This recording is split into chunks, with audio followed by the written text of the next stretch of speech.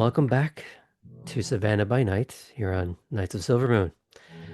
It is, of course, not our only show on this channel. We also have our Age of Innovation, the continuation of our Age series, where the previous plague of the Greek Age has come back in some new and altered form, as it always is wont to do. But how it changes those around it continues to be a mystery and a frustration. We also have our intermittent Star Wars game where it may just be called the Clone Wars at this point due to last week's explosive finale, which I'm sure Martel could tell us more about. I could. My character is dead. My friends' characters are dead. The only person who's alive is now Sai, who is Shanks' character. And he's just going to have to live with it. We're already talking about making new characters. It's very sad, but it's also, honestly, if you want to watch it, very funny.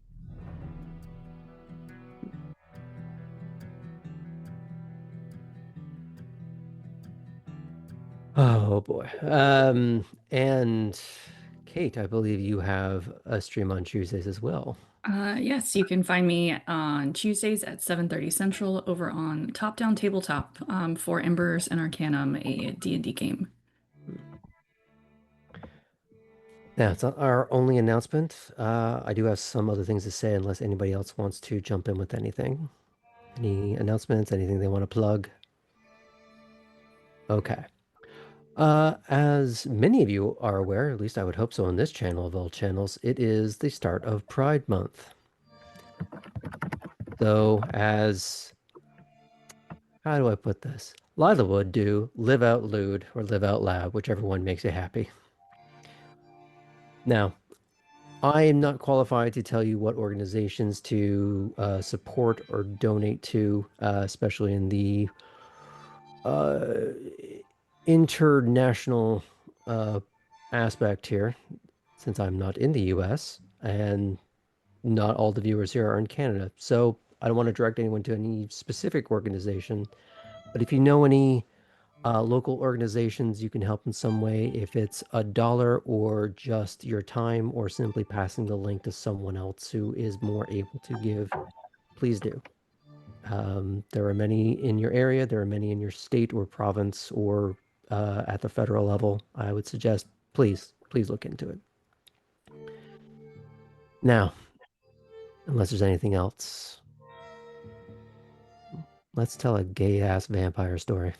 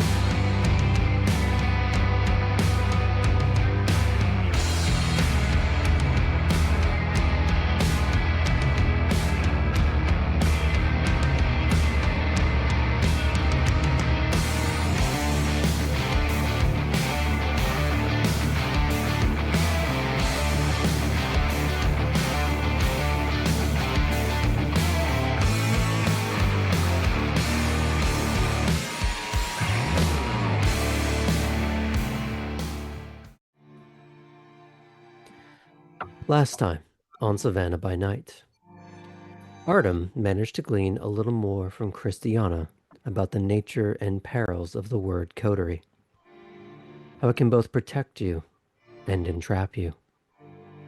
In asking further about what she wants, all she managed to say was that she will never have it. When they arrived home, Artem found Alden and, for better or worse, managed to convince the elder gangrel that Chris could be trusted on her own, at least to some extent, though any consequences of Artem being wrong would be on his own head.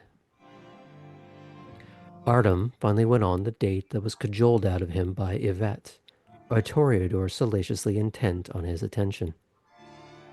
The blonde rose brought him to a place she specifically selected for him, an expansive historical garden that has stood almost as long as the prince has reigned in Savannah. Yvette played between coy and overt in her flirtations with the gorgeous gangrel. And while some of her overtures appeared rooted in something genuine, Artem managed to navigate through it all without succumbing to the succubus. But would that remain true forever? Or would this attempted temptation prove to be an ever-present marathon for him to contend with? Poppy found Clarice in her usual pristine white space, working on a charcoal sketch of her dead Nosferatu paramour.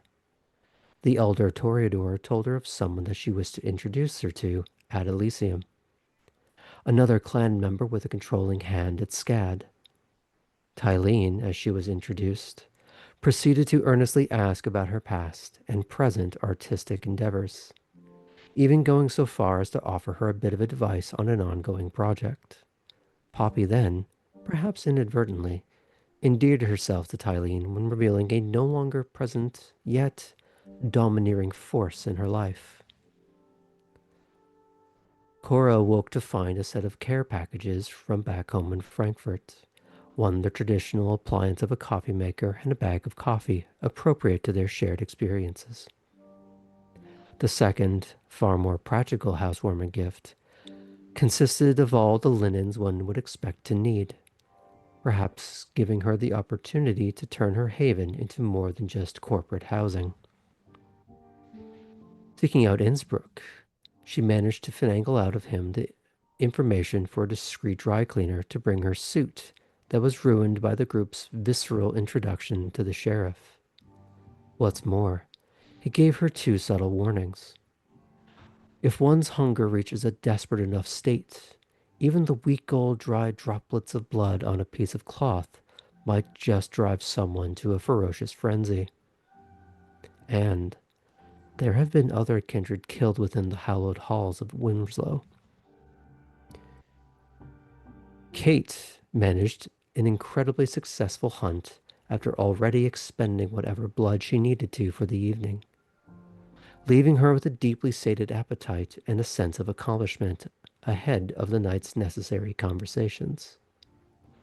The first and likely most important of which was with Belle, a Malkavian that she somehow found herself able to lower her guard around. Kate relayed in sparse detail the job shadowing she had undertaken with Innsbruck, the Ventrue cleaner. Kate had been left struggling since that evening, for a variety of reasons, all the myriad perceptions she had to maintain, especially to herself.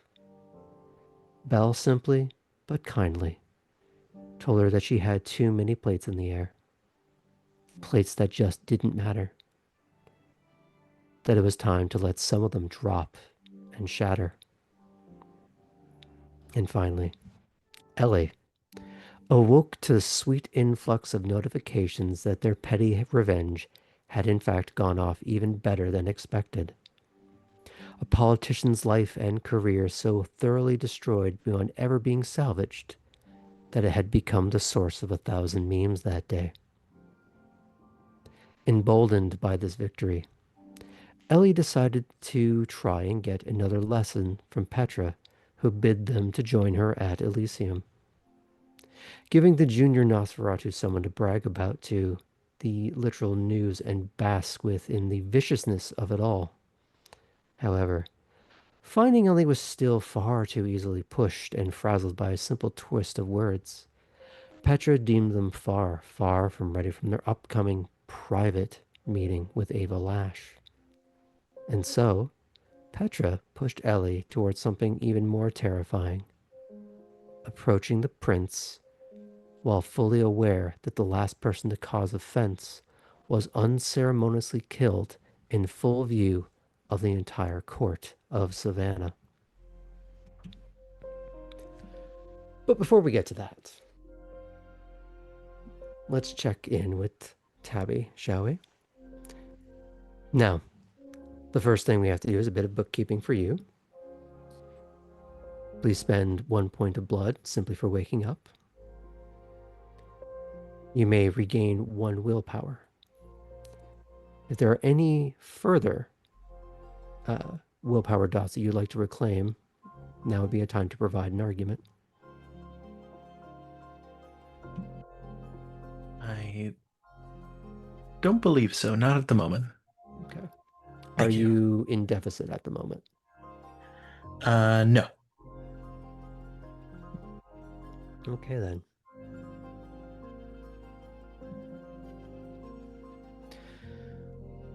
Now, you'd been given 2 tasks interrelated to one another. One was to practice with the chains and locks, a Gordian knot of larceny that you were meant to master piece by piece. The other was to somehow get a hold of Edward Hezekiah, someone involved in the upcoming heist, of which you know very little about. You had also, from your own self-direction, gathered up a bag of exsanguinated rats that you had planned to gift to someone. So, which order would you like to start tackling this?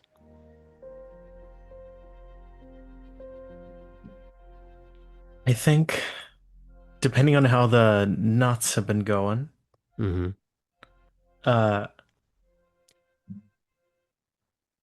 Tabby's first goal would be to.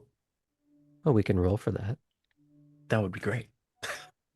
Now, as discussed, you now have a -1 modifier for any time you're doing lockpicking.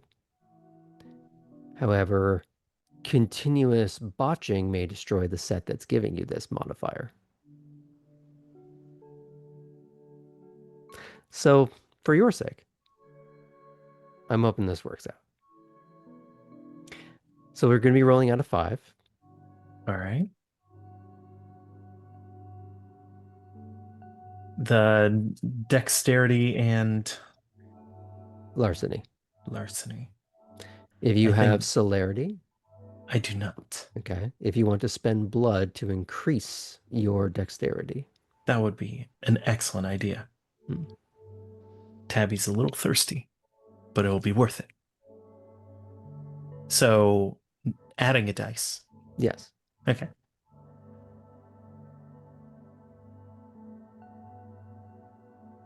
Okay. All right.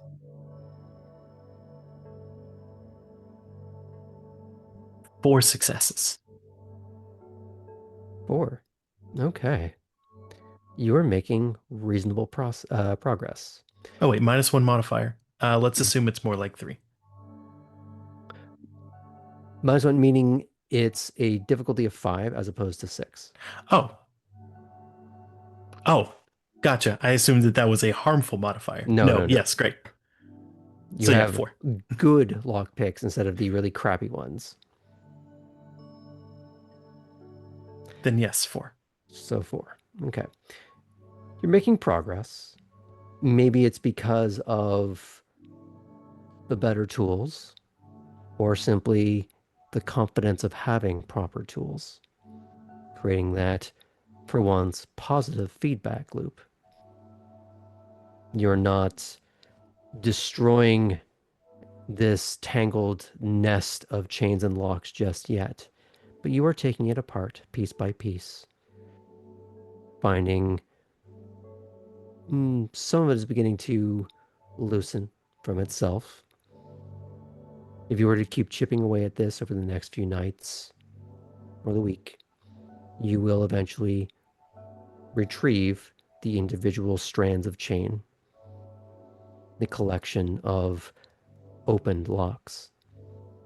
But for a first night sitting down with this, you've done well.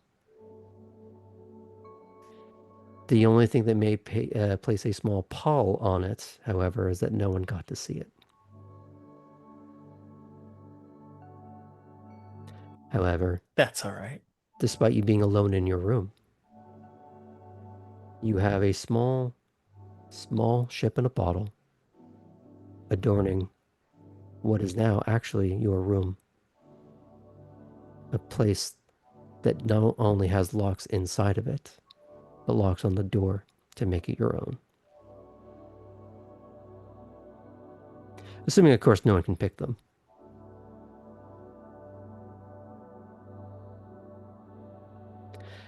So that's attempted, practiced, and to a reasonable extent for the time being accomplished. What are you doing now? She's got a bag of exsanguinated rats, but those will keep as well as anything that will go where she's thinking of taking them. So she, I would suggest if your plan is to go anywhere fancy, not to bring the no, she's bag going of to stank leave with you. those on the floor. Okay. She'll put them in one of the corners of her room. Well, finding new and interesting ways to adorn your abode, but go on. Beanbag. And we'll think of how the best way to find this Hezekiah individual that she was told to. You would And have his number. oh, that's right. It's a cell phone.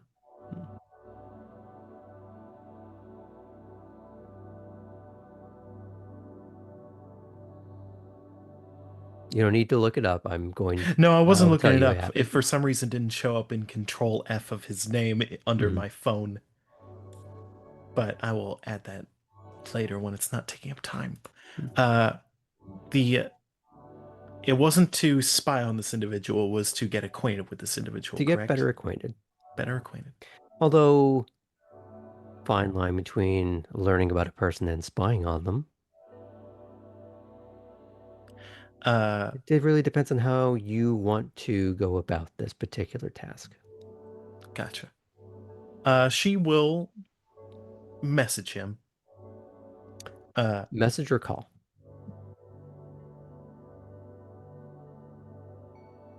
We'll message first. Okay. What do you send him? Hello, Mr. Hezekiah. This is Tabby Morn. I was wondering if you will be... Gosh. She's learning the right lingo. Would you be at town hall tonight? Well done. Above table, she's trying to think of Elysium. She has none. I like the euphemism. It's pretty good. But you do know you can say Wormslow, at least. It's just you want to avoid the word Elysium. Right. So you get back a few moments later. I could be.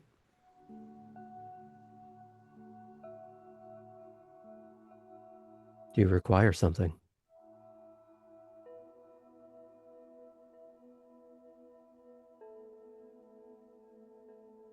Excellent. If it is not too much trouble, I would love to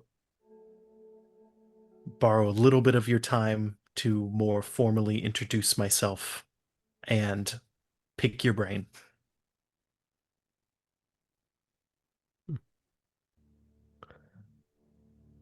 I look forward to your company. Many thanks. So now that you've sent that, you've established a meeting. Here's the big trick for you. How are you getting there? Group message. Anyone headed to town hall tonight to Wormslow?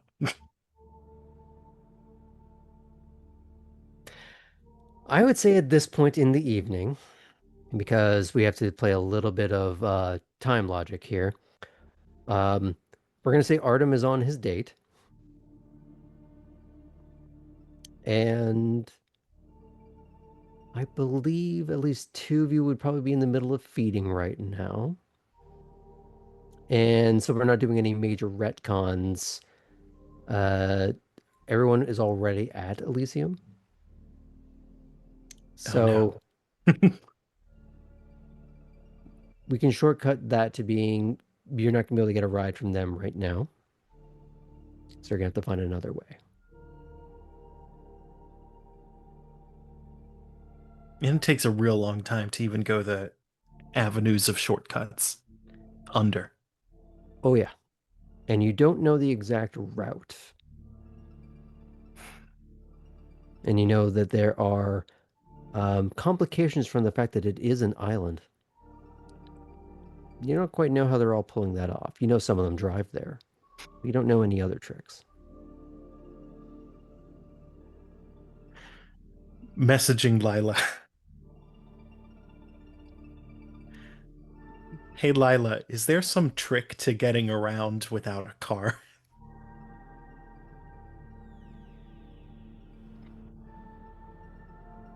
Getting a car. Thanks. Where are you right now? Home. Come find me. Thanks.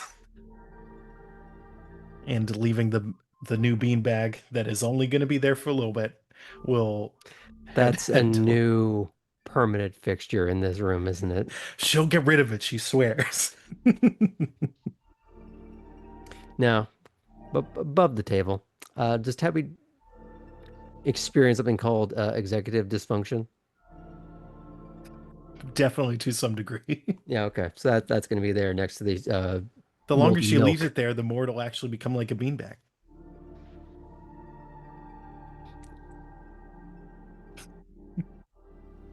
It aged for those of to you, perfection. Yeah, for those of you watching at home, never go full Nosferatu. Now, I'm assuming you go to her room. Yes. Do you tap on her or just wait outside? Text out front. Okay. It starts to creep open with that heavy metal screech against metal into a dark room illuminated by RGB, and then just eyes right at the door. You would bug me when I'm in the middle of session. I apologize. I just need a lift into Wormslow, and I don't currently have a vehicle, and no one else is free. Doesn't have to be you. How'd you do on the locks? Good. Got a bunch of them. Not all of them. Should hopefully just take a few more days. If that. She just leans in like she's scanning you for bullshit. All she smells is dead rat. Fine. I can send you a pic later. I didn't think to do it now. It's one of those things we just don't want to put out there. Just I'll a bunch take your of word for yeah. It's just it's weird.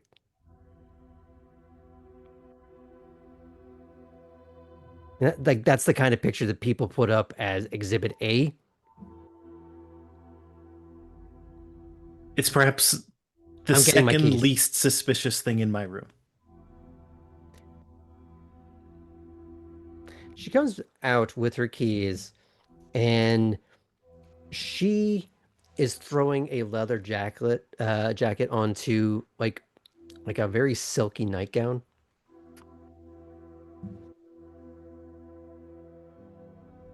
And she is slipping on some like patent leather heels and just you're gonna help me for this. Okay. She takes a little cloth and just sort of like just dabs the moisture off her dome. And she's going to start leading you through. Eventually, you do find the sort of maze-like path to get to the proper sewers that leads to the further maze that takes you up into a garage. She, of course, tells you to climb up the ladder first, considering what she's wearing. Girl's got to maintain her modesty. Slight tint of red at the tip of the ears. She'll go up first. And she looks up.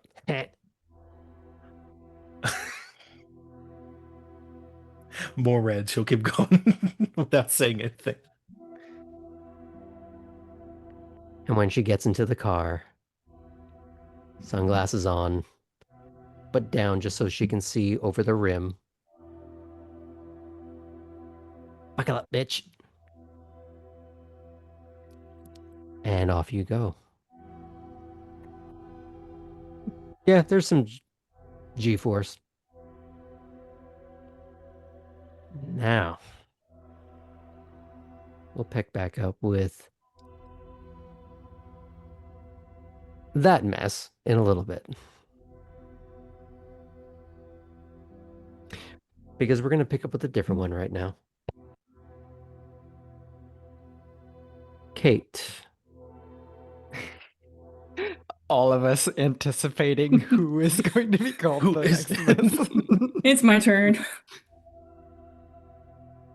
Now, it might occur to any of you that I'm delaying Sam ripping off this particular Band-Aid because it amuses me to do so. Because it just builds the dread.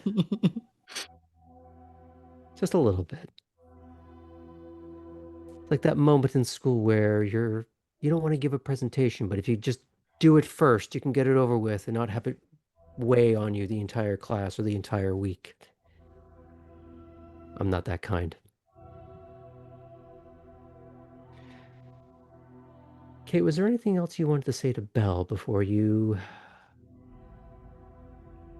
left your little safe haven of a conversation nook?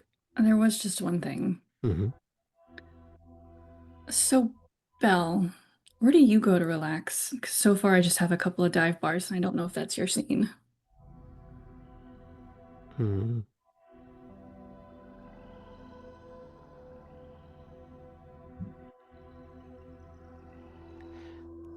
She does kind of space off for a little bit, trying to think about how to say it. It's almost like the question caught her off guard. And you know when you catch her off guard, she loses that ability to arrange speech, but in a way that she's not upset by.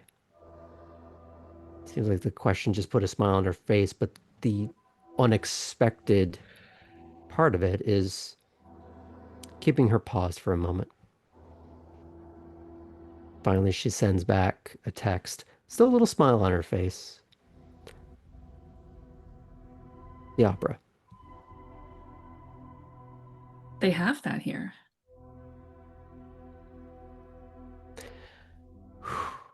She breathes out very slow, calming herself. Seasonal. It's not Broadway, but it's nice. Calming. You'll have to let me know if there's anything coming up. She does look away for a moment, thinking, there's one next week. If you'd be amenable to company, I'd love to join you. She smiles at that. I'll see if I can get extra tickets. If you can, I won't be offended, but I think it'd be nice to go. And as you start to pan the camera back from just her little serene smile, you can see over the couch And through the window of your little conversation nook, of a little boat arriving at the dock. Figure you can't quite make out mooring the boat to the dock, walking down the planks towards the house. Tiny little glints on one side of the sleeve might make you think of a jacket you saw very recently. But we're going to fade out on that for a moment, if that's okay.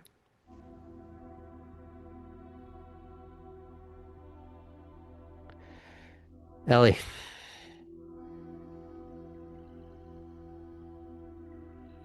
Sorry, Graham, I can't hear you. So I don't know if you're talking to anyone in particular.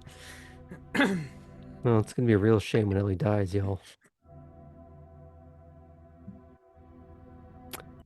Last we left off, there were hands on your shoulder, both shoulders, from behind, and a little devious voice whispering in your ear, extinguishing the angel on the other shoulder. As they prompted you into, well, a challenge you can decide to partake in or run away screaming from. Choice is up to you.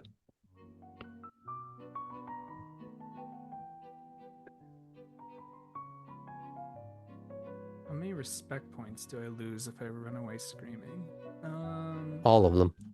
Great. I feel like Ellie like stares for a little bit. And Your whole then body goes rigor mortis for a moment. rigor mortis for a second, and then Ellie kind of like turns to Petra and goes,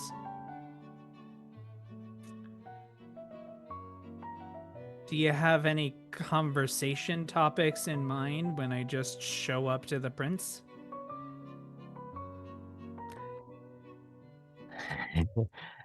This is for you to figure out, dearie.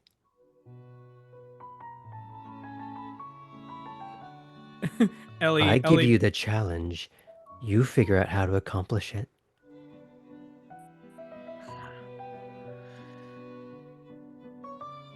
Fine. And Ellie like mentally measures the amount of time it will take to like walk a reasonable pace to the prince, and giving that time of like, okay, this is how much time I have to think of something before I just stare at him. Now, do you try and take any detours? Or is there anyone you're trying to slow down this train, talking to anyone else, grabbing on anyone else? Please stop this. I genuinely think like Ellie already failed like in getting flustered before with Petra. And so they know that Petra is going to be watching this, and like any sign of hesitation, it's just going to be freaking latched onto. Have you already gone down the stairs? What? Have you already gone down the stairs? Oh, this Or is you're Ellie's still thought standing. process. This is Ellie's thought process as they're walking. Okay, yes. We're getting the internal Dune monologuing. Okay, great, love it. Yep. It's really real fun, real fun up in that head. So some thoughts rolling into mind are talking about the lack security. No, that's stupid. Saying that. How about that local sports initiative?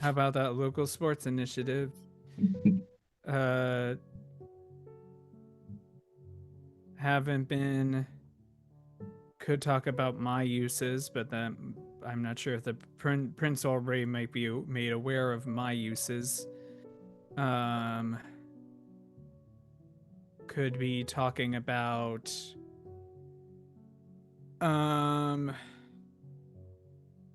Yeah, ask him about the weather. That'll be a great one.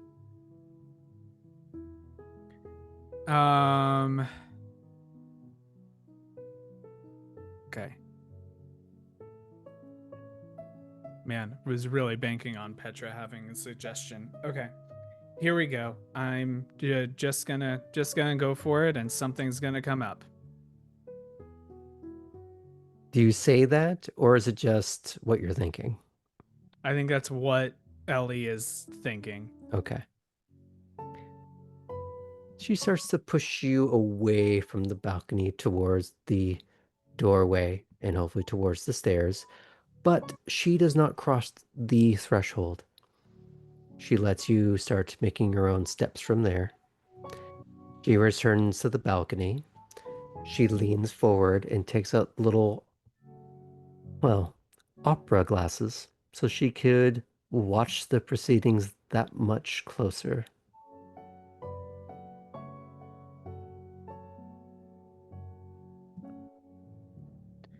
Great.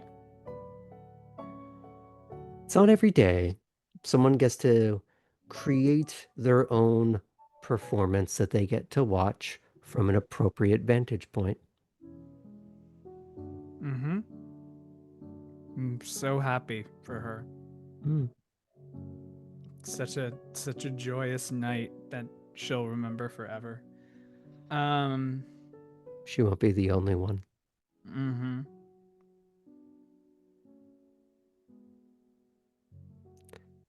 Oh. I do have an idea. Go on.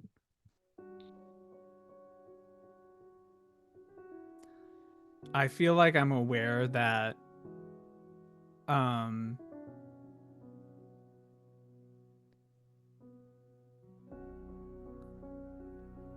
why would I oh no, just gonna go for it and then think about it later. I think I am aware that Tabby is having trouble being hanging out with the rest of the coterie, and that's because there aren't many other locations. So I'm kind of thinking of like maybe asking the prince if he has been to locations where he's been able to meet with other Nosferatu who may not have access to as many abilities. And if he's asking why I'm asking and not Tabby, it's or I'm just say like I've noticed some of my fellow my fellow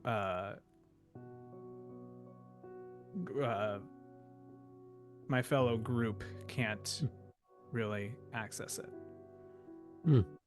Interesting tack. Let's see in what direction it actually goes in. Yeah, great.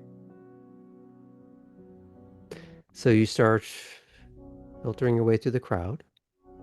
Yeah, so basically Ellie basically tries to look as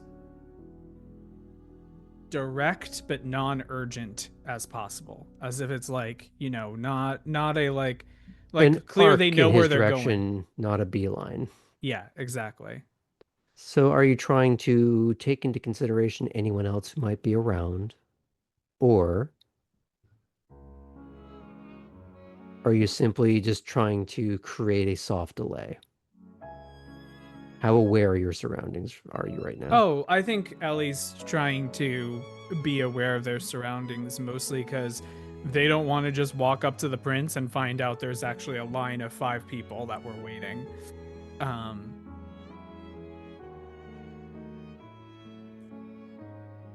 There is a small line that is being sort of chewed through fairly quickly. It doesn't seem to be that kind of serious court business evening. You overhear a few things where it's just passing along an invitation to something they'd like him at, or asking for confirmation on parts of town where they're trying to get something going.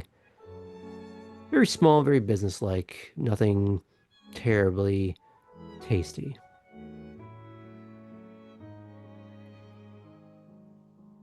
But there's a lull for a little bit as he is speaking with someone a little more earnestly. A porcelain-skinned redhead with a cameo choker. That he's no longer sitting in the chair. He has brought over to the side of the dais where he has stepped off of it to have a more quiet, contemplative conversation. Doesn't look to be too spirited or too deep of a conversation, as much as just a little private, a little discreet. Ellie is going to make a position that's like respectfully keeping distance Mm-hmm. and maybe like looking down a little bit and like hands behind their back in a way that's clear to anyone that it's like I am waiting my turn, but don't hurry expect yourself. yes. Mm-hmm. Eventually, he does look over his shoulder to see if anyone has been approaching, waiting. He sees you, gives you a little nod, turns to speak to what Poppy would know to be Clarice. She gives a little polite sort of kiss on the cheek, a little air kiss. And she begins to gracefully sashay away into the crowd. He resumes his seat. He adjusts the cuffs of his jacket, which fits over a it's like plowman's work shirt. As if he has been out doing something that actually required the use of his hands.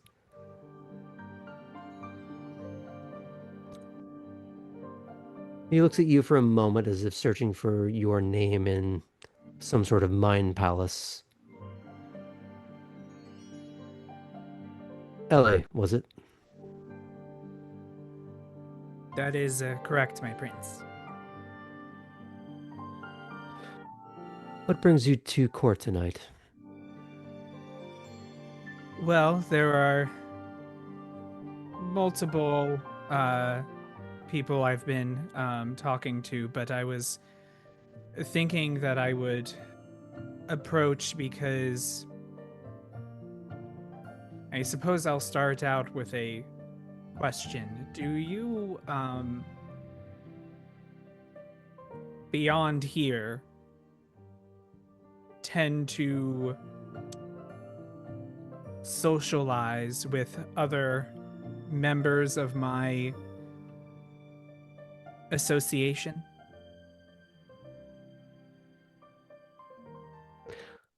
What's the purpose of the question?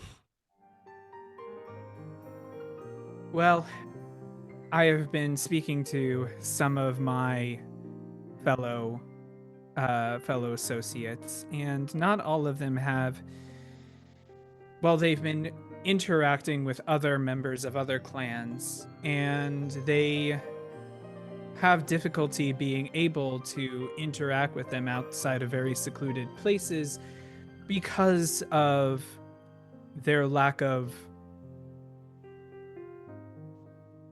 skill in subterfuge.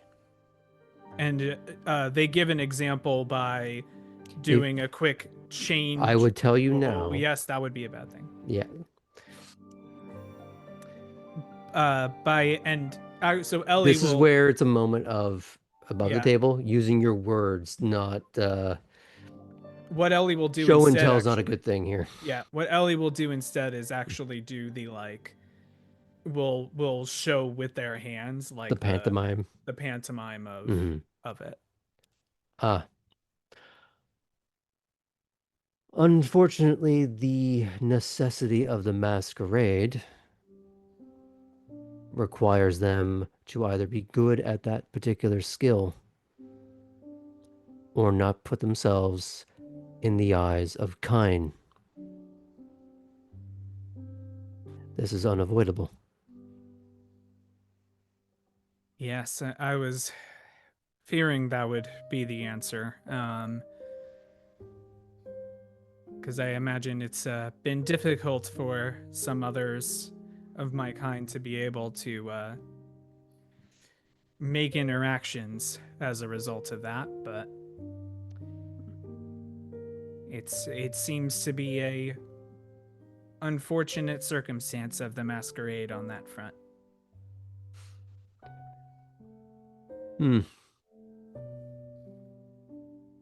As unfortunate as it may be, its precepts have kept us alive. Yes, I agree. I was merely seeing if there was another way around it, or if I might have to see who I can train to start being able to get that ability. And I thought one of the best persons to ask would be someone who maybe has had times to interact with others of my kind as well. And in such a long history, too. There is a smile that does not reach his eyes. Really need the smiles to reach people's eyes. That really, there's a lot of them that don't.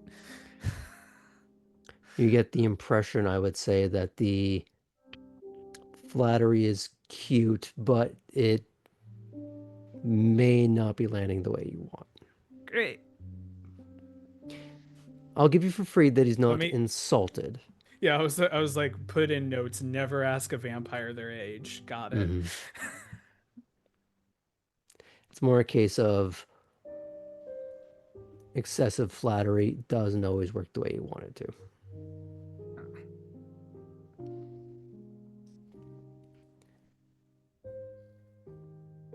Oh, Ellie, That would be more of an in-house discussion, I would say. Your Primogen, the elders or ancilla that you have access to. There are those of you that operate above ground, though not many, for a variety of reasons. I'm sure you've seen a number of your brethren that are no amount of playing with the mind's eye will truly correct the image, should anyone see or experience them.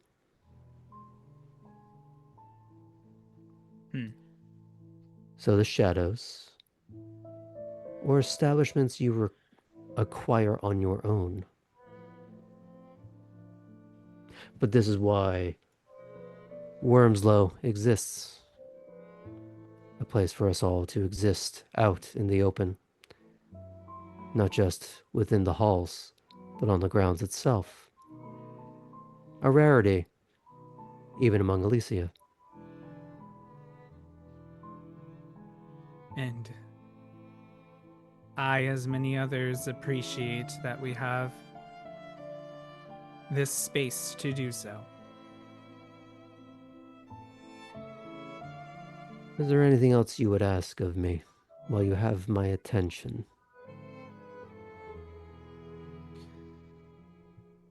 That was all, my prince, that I needed to ask. I know it has been a while since I have been introduced, and I have been making more connections and establishing more skills during my time here. So I know we have many people in this field, but if you do need someone who's good with a computer, can always just give me a call or send someone else to give me a call.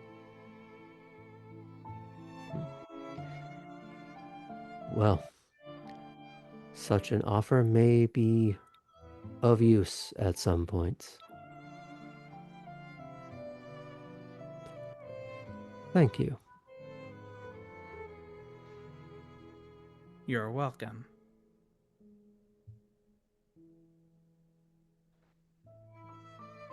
And he does the thing of imagine something that was animated settling back down into granite.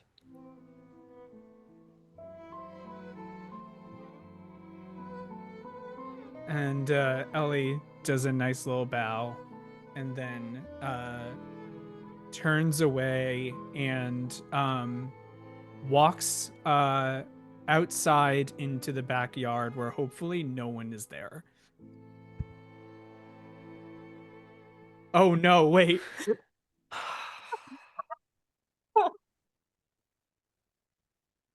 Ah. Oh no. You've activated his trap card.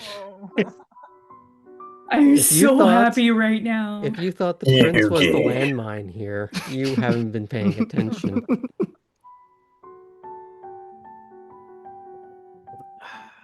I would just like to thank everyone, on behalf of myself, that you're all here to witness this. I'm very happy. I am grateful for those about to see all of this.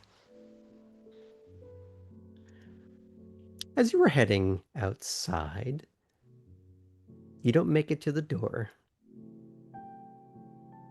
As you...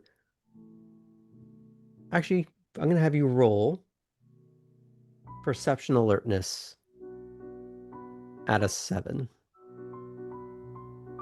Because I am taking into account that you're just maybe a little frazzled.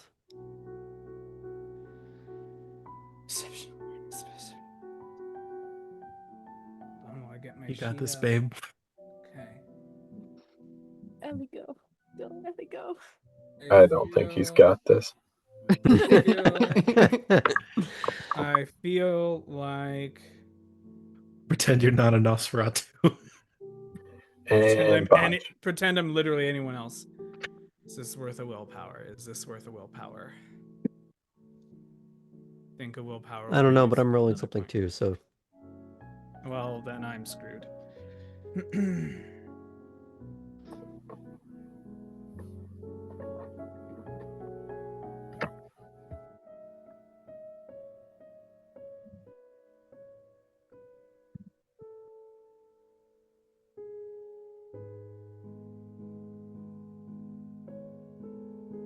3 successes.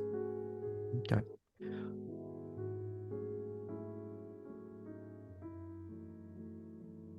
Oop, that's not what I wanted.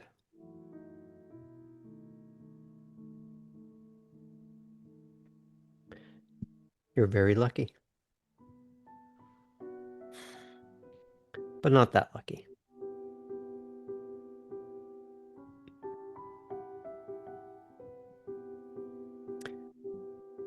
You filter through some people without stumbling into any of them. As if reversing your parabolic trajectory through the room. Sidestepping, almost dance-stepping around some people. For a moment, it might feel as though you are in a dim nightclub. Each step illuminated in relief by strobe lighting. Panic rising in your chest.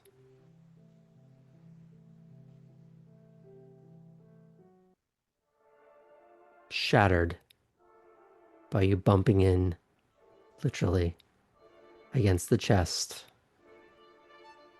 of someone that you were blind to a moment ago.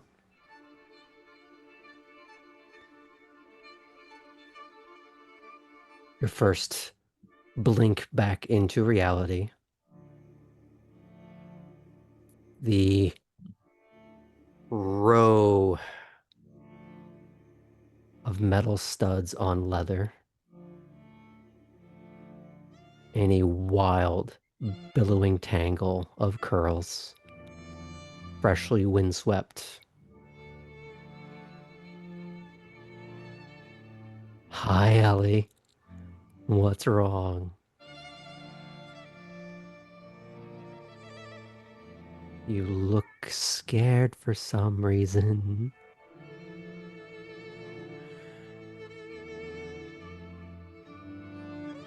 Ellie takes a second to look behind Chris to see if Artem is there. Nope. There is no safety net for either one of you right now. Where's your better half?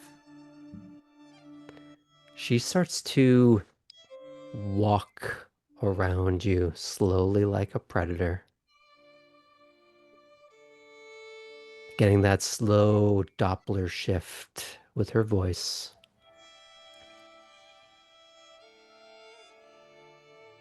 Why? Do you want his number? I'm just wondering who decided to let you off the leash. And that's when the steps stop. And her teeth are very close to your ear.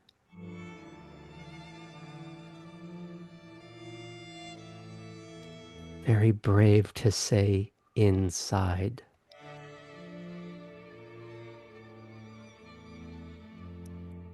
Would you want to go for a walk?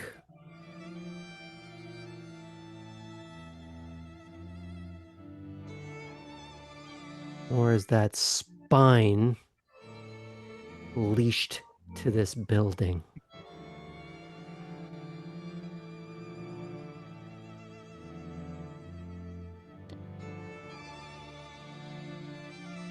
Careful.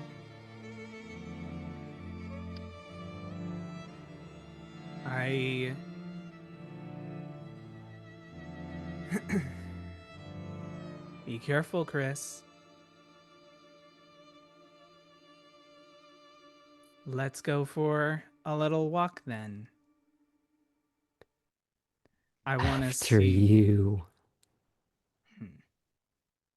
And Ellie starts making their way outside.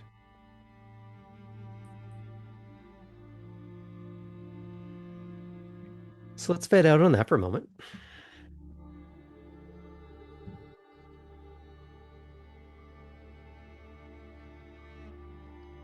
Hey, Sam.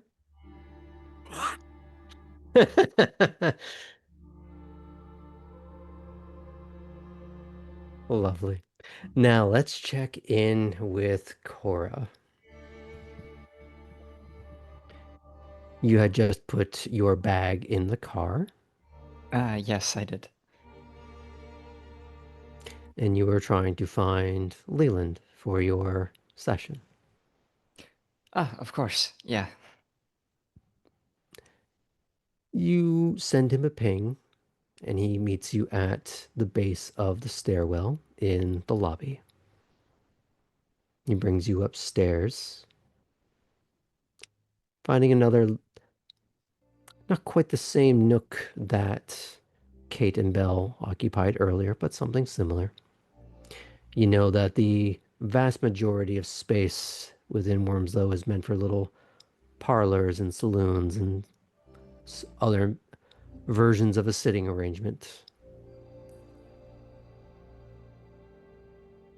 He finds a little bit more secluded, as you noticed earlier when you arrived.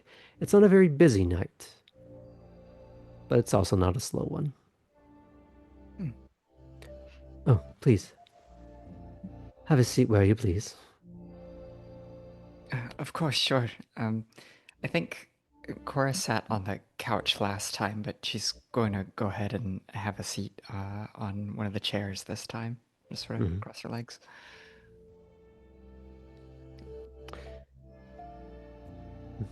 Thanks for arranging to meet me so quickly after I reached out. Oh, well. I told you I would make myself available when possible.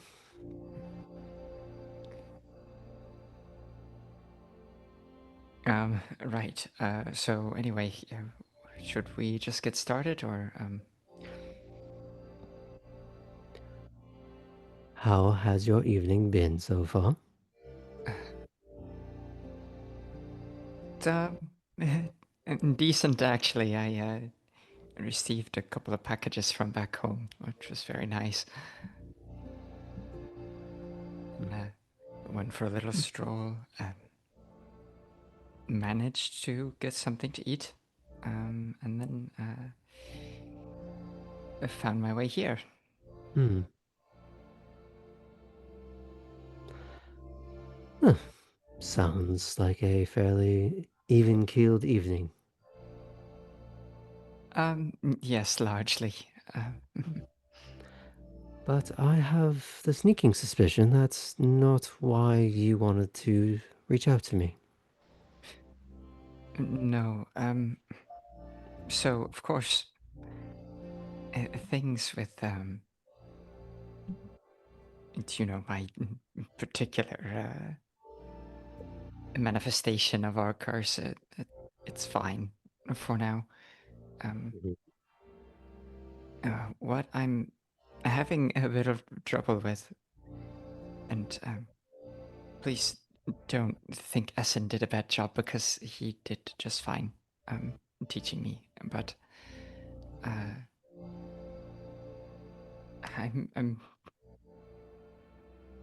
I guess having a bit of a hesitation when it comes to getting something to eat. Hmm. And it feels very good, of course, when I do, but I just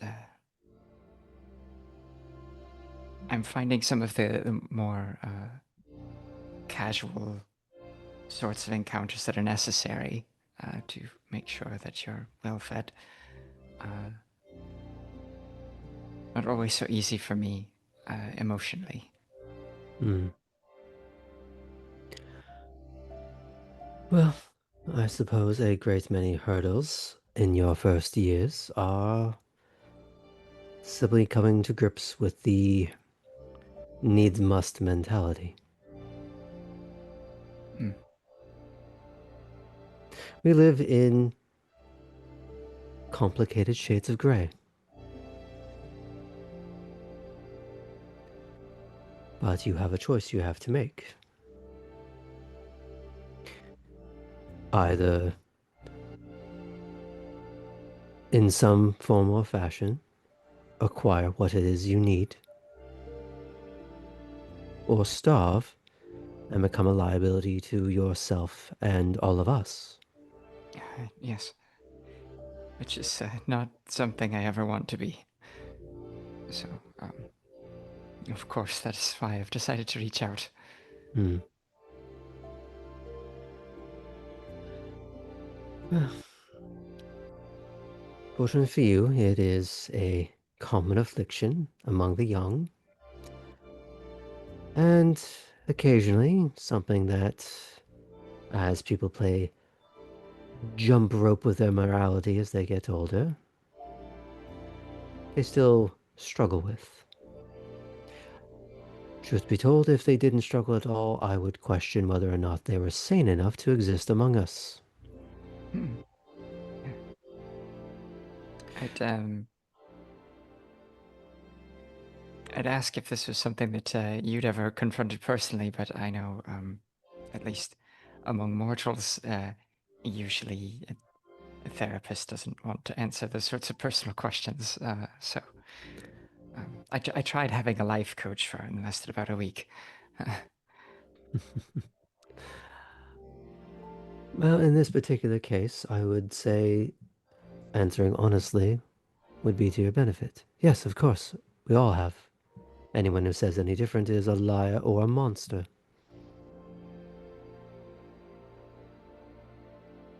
It's I think for me, some of the trouble with it is, well, I don't know exactly, which I mean, I guess that's why I'm here trying to just sort of talk it out. But Well, let's start with why you're having the issue. sure. How has Well, it come up?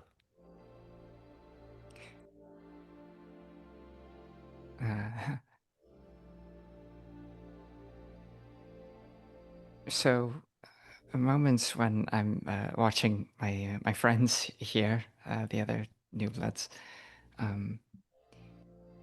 just so easily seem to be able to pick somebody out of a crowd, and then they walk away with them, and then it's fine. You know, a few moments later, they've had a meal, and everyone walks away from the interaction feeling good. But for me, I think in life I was very used to being treated as something of an accessory. That I'm having trouble when the shoe is on the other foot.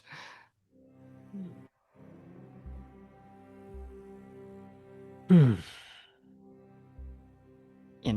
Germany, there was a girl that I met early on, who became a steady feed, and if ever I was running a little low, there was always something at home that I could have. So I really didn't run into many problems. I think. The reason why is because, and this of course is no slight on you or Essen, you, apologies, were a bit pampered.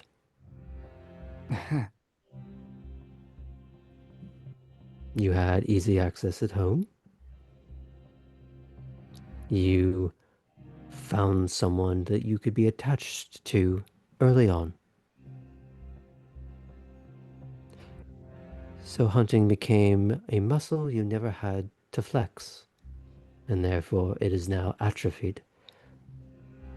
And all the surrounding mentalities that support it. Right.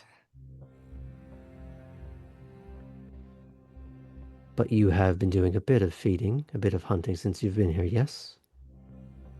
Sure. But the hurdle is still there. That's right. You know, I don't want to go hungry, so I'm not going to let that happen. But now I'm going to give you a few suggestions.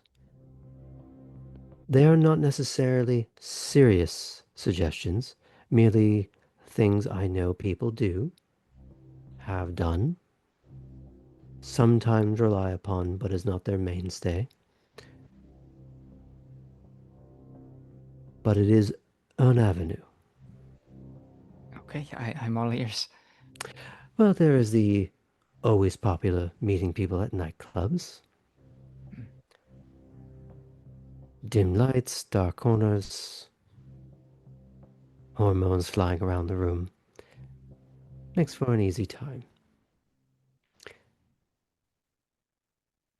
There are more what has charmingly been called alley cats, who get into little brawls with would-be thugs on the street and exact street justice in a few ways. If this last little bit of time we spent at the classroom together is any indication, maybe that's not quite the right way for me to do things. Is that something she says or just thinks about real loud? I think she'll go ahead and say that out loud.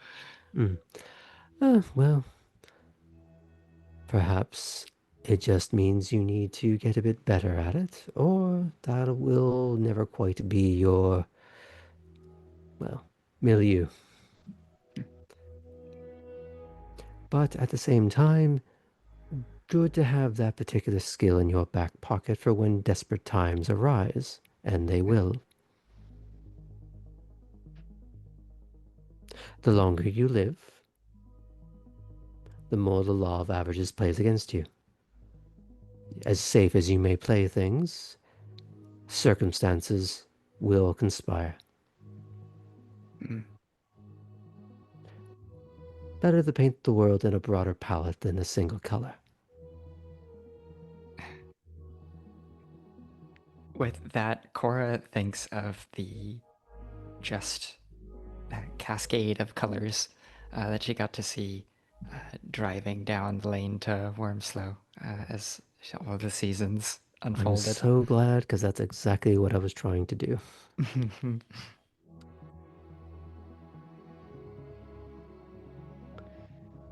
Never doubt my powers again. Now,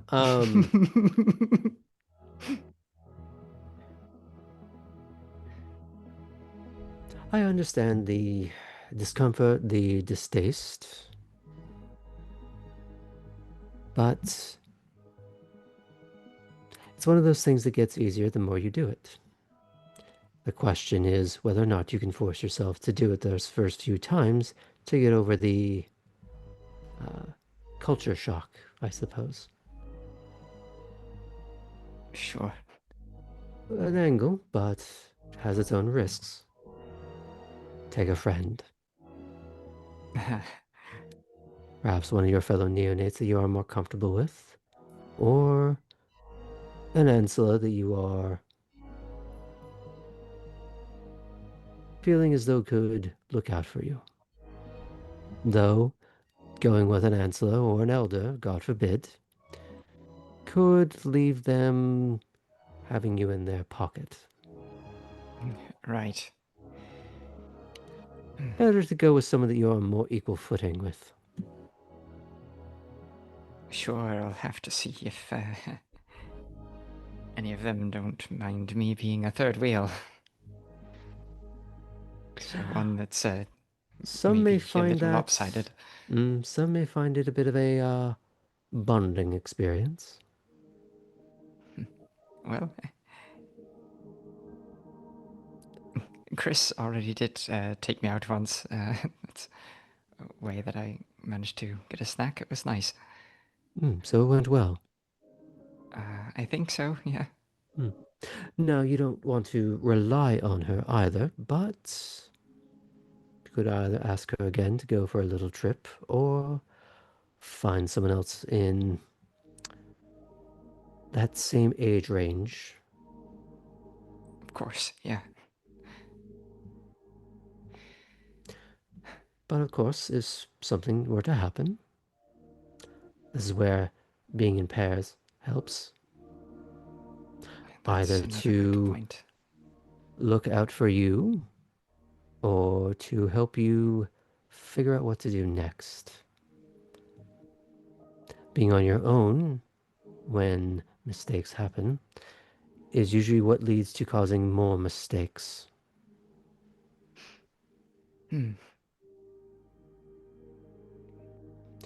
Causing one mistake and having the sobriety to correct it properly, or be smart enough to call the correct people right away instead of causing more problems by covering it up badly.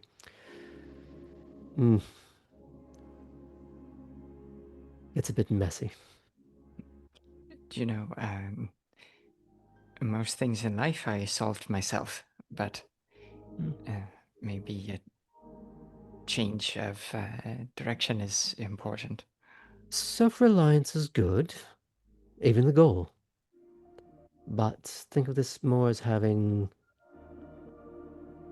friend-shaped training wheels.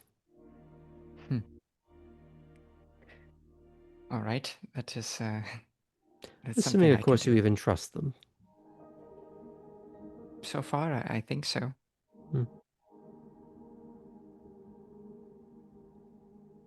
For your sake, that continues.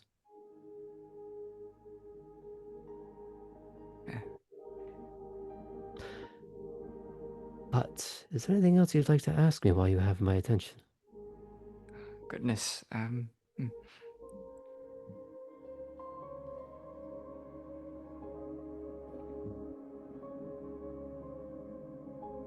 No, I don't think so for now. I actually have to meet Vega here in a minute. In theory, if He does kind of recline into his seat at that a little bit, just, oh dear.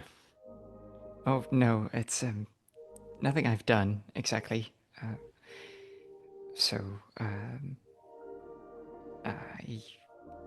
just the last time we encountered her, I decided to be a little bold and ask if maybe she needed help with anything. Since I at the time was still not employed. Well, if I were to offer any advice on that one, try not to make that one your feeding buddy.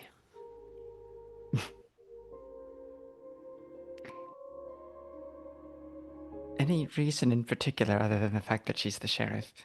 I think that pretty much suffices as an explanation all on its own. Fair enough. Try not playing life on hard mode so much, Cora.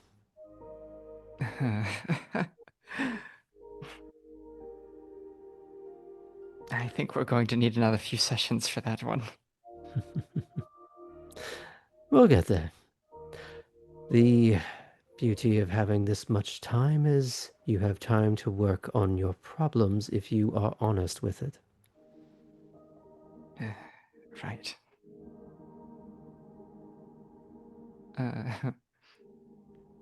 Cora has in her mind the last way working on her problems worked out for her.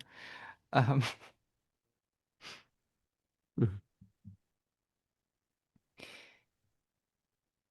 So, right. This has been very helpful. Thank you, Leland. Of course. He'll stand up to shake your hand if you'll let him. I will absolutely shake his hand. Mm. Is there a bill involved or anything? I know you said this was your job, but Well, if we're ever going to put this down to an expectation I have on you, don't let my words fall on deaf ears. okay. Yes. Nothing more frustrating than having wasted my time. I have been trying out your other advice already and leaning in a little bit when things go a little askew.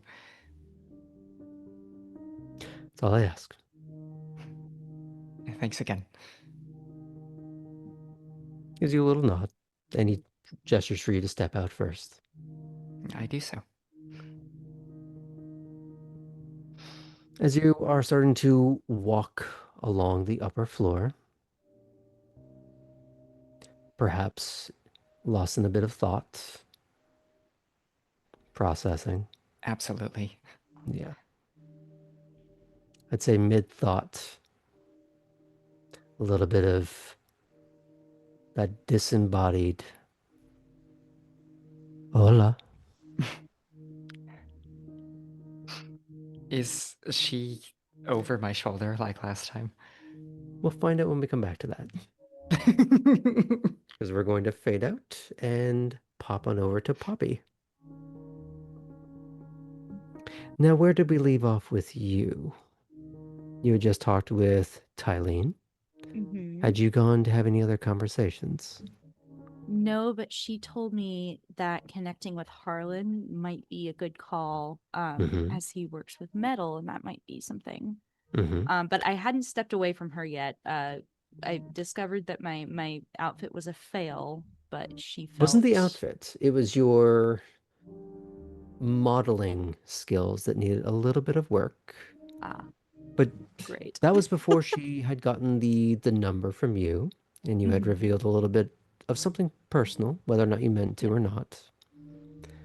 But we can say that you had managed to walk away from that with the information you needed. Who else would you like to try and talk to or just watch at the moment? She has been thinking about Olivia ever since Cora mentioned the dream thing, and she's like kind of intrigued on an artistic level about meeting this person. I see. But on a more practical level, she now wants to meet what's his name? Harlan and Lachlan. Harlan so that she can work with him, Lachlan so that she will not. Yeah. Okay. Let me just look at my list here very, very quickly. Who's at the party today? Well, it's funny you say that. Oh no. You do find a few no-name neonates interspersed throughout the crowd. as always, I like the idea that for every named NPC, there's about a half dozen anime-style cardboard cutouts. Great. Little silhouettes. You find some of these filtered among Harlan, Lewis, Bobby, and a young man you're not familiar with. But they seem to be talking in casual terms. You can't quite make out what the conversation is, just friendly for all intents and purposes. Poppy will, if it seems casual enough that she can kind of slide in and maybe in a pause in the conversation go, Harlan, right? Poppy, right? Looking good? Yes.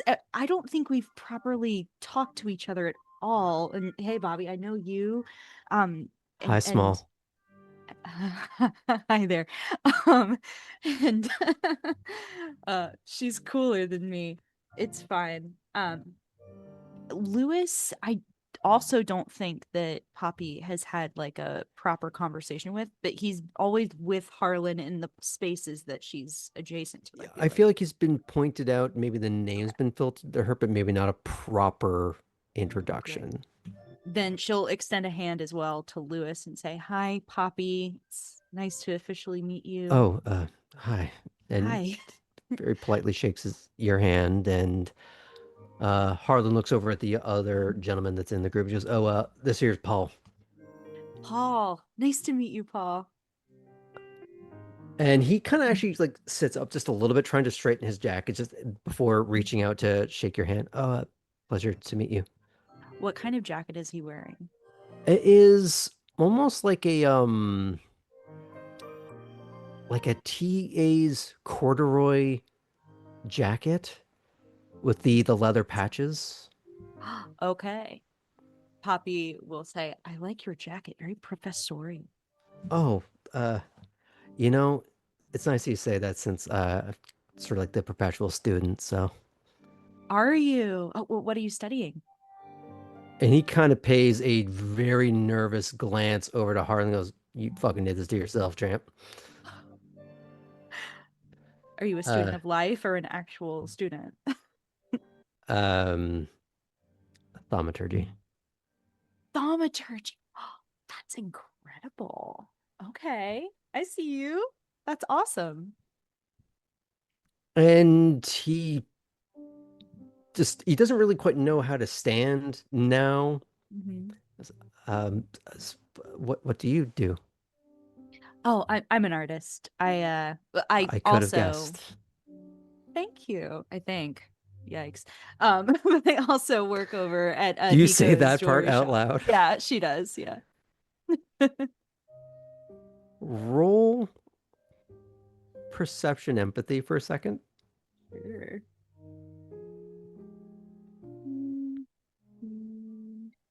5 dice. What? Go. 1, 1. But all of these are. Oh, no. 2 4s. Okay. I have a 1 that's going to cancel out the nice number. So I got 1 success. Okay. What I'll give you is that something in your back and forth had made him feel a little self-confident. There's this little bit of self-esteem that you had given him. Great. And then you extinguished it. Oh, oops. Maybe. That's fine. It's fine. He's whatever. I'm not here to talk to him. So Harlan, I have this totally. Well so done. Harlan, I have this like project, and I was told that you are quite the metal worker. You know, I have had many things hurled at me as accusations over the years, but never one quite as true. Oh, good. Okay. Well, I'm glad to hear it's true because I do not know my way around an anvil, to be honest. And this vision that I have is definitely going to require a little bit of tinkering. All right, I'm let's sorry, you I go didn't have a mean talk for a sec. Yeah. He kind of starts to pull you aside. If you were to look over your shoulder, Paul doesn't really know where to look, and Bobby just doesn't really know how to react to him. So she just goes, pats his shoulder like once, There. twice, just like trying to figure out how many pats he's earned, like what his status requires. It's like 2, 3. We'll leave it at 3. Yep. And I'd say for anyone watching, that little group that you're leaving behind would see Lewis kind of smirk and smile, maybe for the first time in this entire campaign. Right. Great. And then Paul would kind of look over and like, come on, man. But we fade back into the two of you walking away. Just pulls you over to one of the pillars so that you can at least have the semblance of, maybe not privacy, but an outcropping. So you're not part of the general din. All right. So what is it that you're trying to work on? Okay. And so she'll take like her little sketchbook out of her bag and she'll flip toward the sketch that she made of the car imposed both on the floor and on the ceiling. And she goes, so Titus he was the one that inspired this whole thing, right? He knew that I do a lot of interiors and I do a lot of site specific theatrical pieces and performance art. It's a whole thing, but he wants a space, an art installation at his track. And I thought that this would be an excellent way to perhaps bring a little club scene to the track. DJ Rally and I have already talked a little bit, and she thinks that we can hook up some of the sound systems so that it has like effects on the floor, like in the blueprint of the car itself. Of course, where you come in is the suspended car above the patrons. And I was wondering if is this something you're interested in? I know this is not like, beautiful modern art. Oh, okay. You had me at putting a wrecked up death trap as a death trap above a crowd. Incredible. Okay. I'm so glad. I gotta think about how that's gonna work. I have some ideas. I've done not quite something like that, but I know where to start. Amazing. What is your work normally like?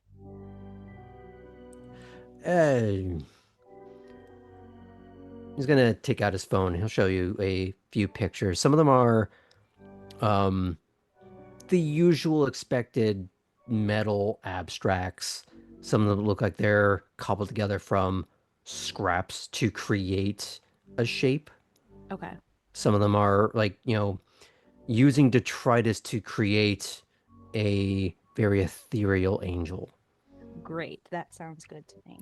So a lot of just playing around with form and function and trying to use the material itself to say something about what is the subject. Cool. I think so there is really intent. Whether or not you like it is kind of immaterial. It's the fact that there is intentionality behind it. Totally. He's not a hack. Yeah. But you notice something. They're dated a little older. There's nothing really recent. Oh, okay. She's gonna log that away and not say anything. Do you have a studio space that you use, or is this something that you work on in your home? Yeah, I got one we could use if you want to try experimenting with some of this. Yeah, I'd love to. Yeah. Now, to really do some proper experiment, we're going to have to actually do this where you're planning to install this. Right. But we could do some early stage stuff in my place. Like do a mock-up or something. Yeah, there you go. Yeah, and maybe present it to Titus, which could be cool. But yeah, I'm really excited about this. Oh, I'm so thrilled. I didn't know if you'd be on board with this. Have you done like your art pieces in like club spaces or performance spaces before? No, that one's a little new, if I'm honest. Cool. I kind of love that. This is going to be new for a lot of us, I think. So I'm assuming we can fade out on you having very spirited, maybe like actually getting into some sort of verbal blueprinting. Oh yeah, for sure. Okay. I think on that note is a good time to go take a very quick break. And we'll come back with our other errant kindred. See you soon, folks. That's me.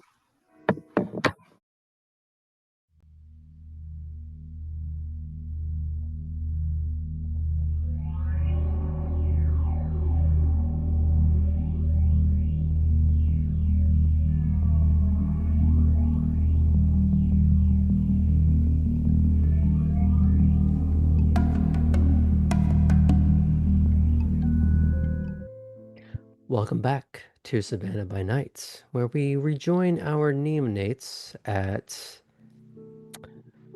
well, I suppose the kindest way of putting this is the high wire act of Elysium, as they try and survive court one way or another. Or, perhaps, as has been previously established, don't. But Artem, let's pick up with you. It's been a while. Hello.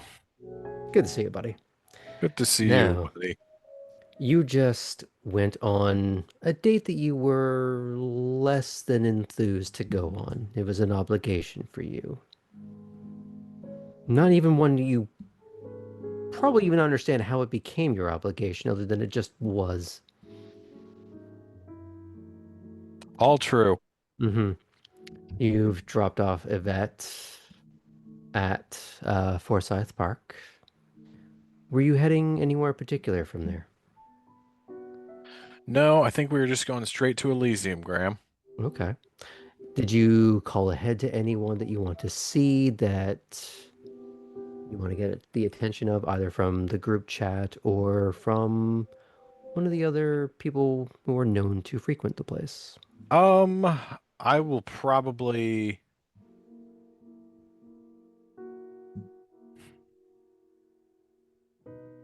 I'm gonna message Chris, and I'm gonna say, mission failed successfully. And then I'm going to message, I want to message Kate, and I'm going to say, if you have time later in the evening, I wouldn't mind a conversation.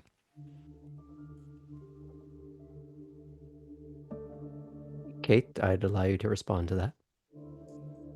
Is this coming in after the conversation with Belle? I'm assuming kind of timey-wimey because he went and did the whole date thing, and We'll wibbly-wobbly this a little bit. Mhm. because I just have one short thing to do after. So Mhm. Let's say it's after the conversation with Belle, mhm. so you can answer that before you decide you're going to do anything else. Okay. I've just got one quick conversation to have, but yeah. Okay. Just replies back, no rush. So, as you pull into Elysium, you're waved in through the gate. The cursory expected checks. You find a parking space. I actually, Mm-hmm. if it's not too much trouble, I'm gonna ask Julius, hey man, I had someone in here earlier I don't necessarily trust. I've looked. I didn't find anything wrong, but you all are professionals. Would you mind giving it a second glance? He looks at you studiously for a moment and goes, when you say someone else, of what persuasion? Our persuasion. Very well. If you would mind pulling over to the side once you pass the gate. Of course. And if you need the keys, I'll just need them back before I leave. Understood. He directs you, and they do some checks. At first, they're going a bit, not brusque, but as if they are not careless. They're not throwing things around to get at it, but they are maybe less kind and gentle at first. For a moment, until Julius goes, boys, thorough but polite. And he seems to be looking at you, looking at the car, and maybe making a few connections in his head. Mm-hmm. And they look at him, get a little bit of a confused, furrowed brow, but they go about exactly what was required of them. And they don't find anything. You do see that they are very thorough. They're maybe actually able to move the seat out of the car. Taking it off the risers and checking the seat very thoroughly, putting it back exactly where it was on the exact part in the slide that was on. And when you get back in that car, it is exactly how you left it. Perfect. Before I get back in, I'll give Julius my hand. I'll say, you seem to know what's going on around here. I appreciate it. Is there you got a name I can put in the good word with? You're trying to ask if you can give a good Yelp review to his boss? Is that Essentially, yes. okay? I do appreciate that. I, of course, like all of us here, answer to the keeper. Of course. Well, have a good night. You as well. And Mr. Jovic, was it? Yes. Thank you for bringing this to our attention. You know how the old guys like their privacy. Indeed. Have a good evening.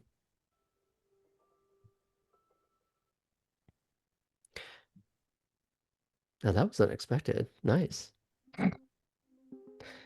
Now I'm sure that might be somewhere on the cork board of how Artem has felt about the night, but we can discuss that later. As you meander along the pathway, you're able to find an eventual parking space. Relatively easy. It's not a busy night, but it's not a slow one either. You're not parking next to the door, but you get an okay space. From there, what do you try to do? Now, I do want to get to Kate to have her little scene before she runs into you, but is there something you want to do before you meet up with her? Yeah, so two quick things. First of all,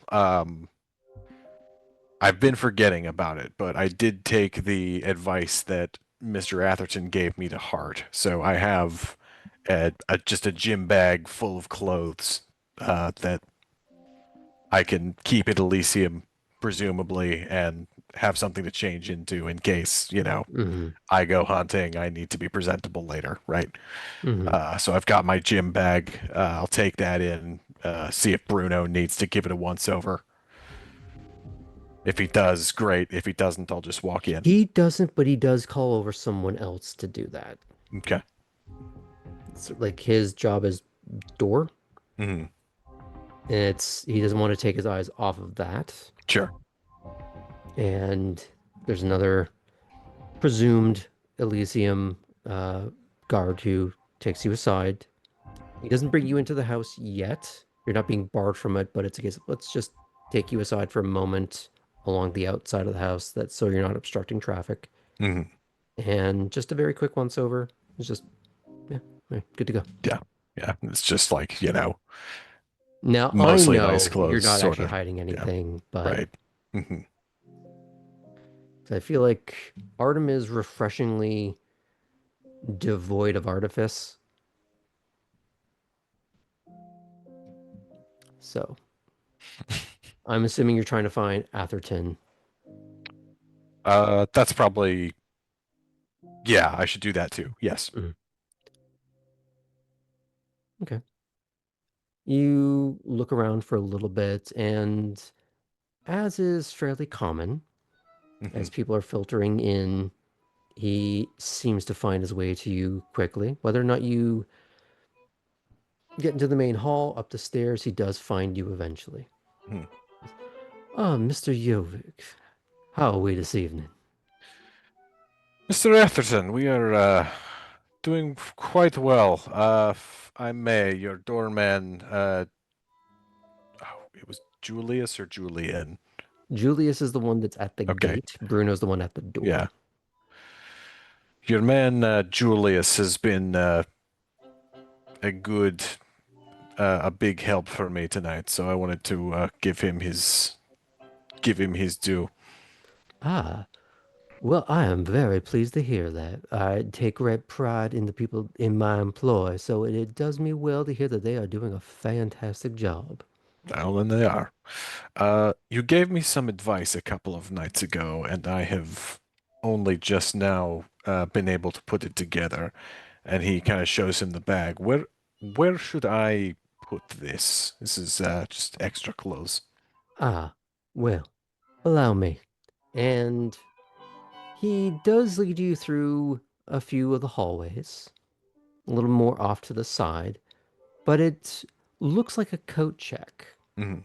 And there does seem to be a younger woman behind the counter where they do put a tag on it.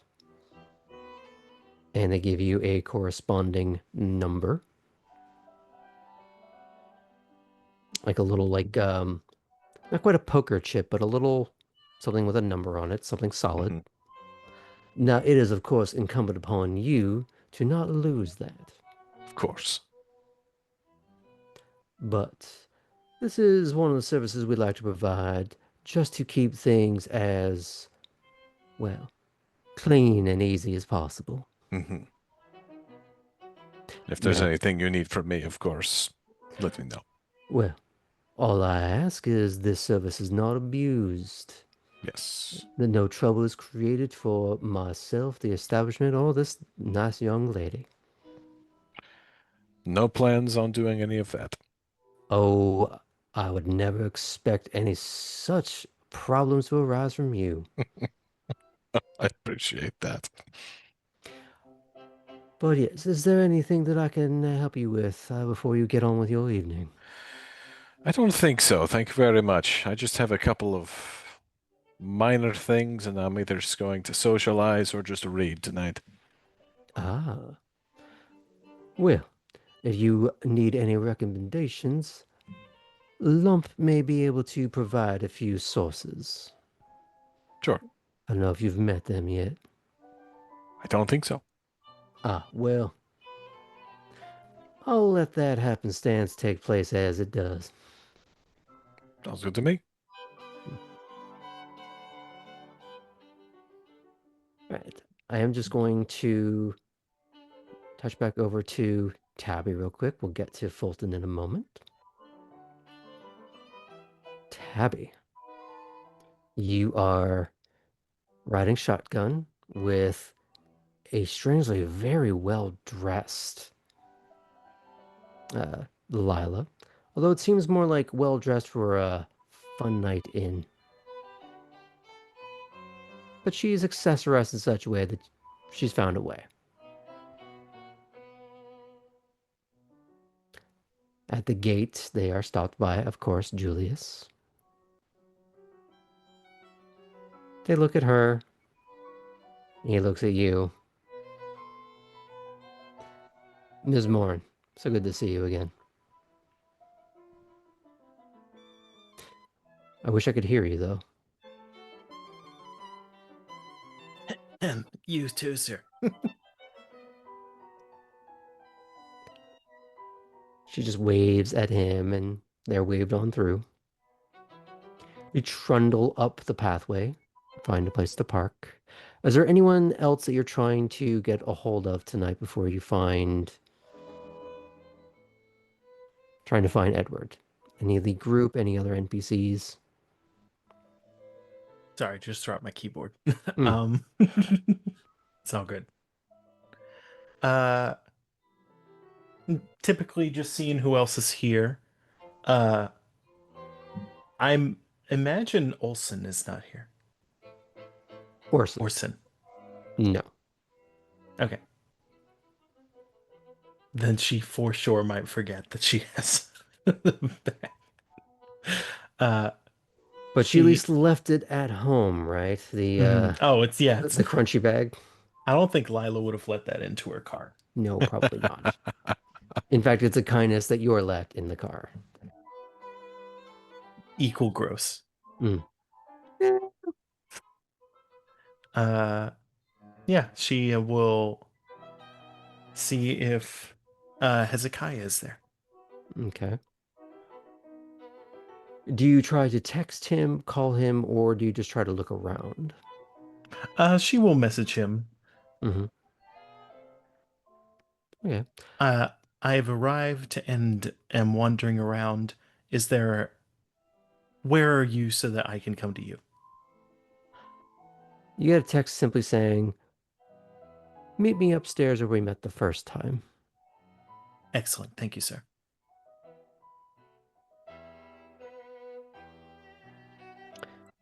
And it was Mason who had wanted her to be more acquainted with him, right? Or was it? Mason had made the suggestion. Gotcha. Okay.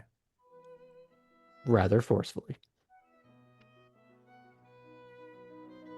But as with everyone else, as you walk in, you do find, or rather are found by Atherton, Ms. Moan. So good to see you. So good to see you. Here for anything in particular that I can help you with?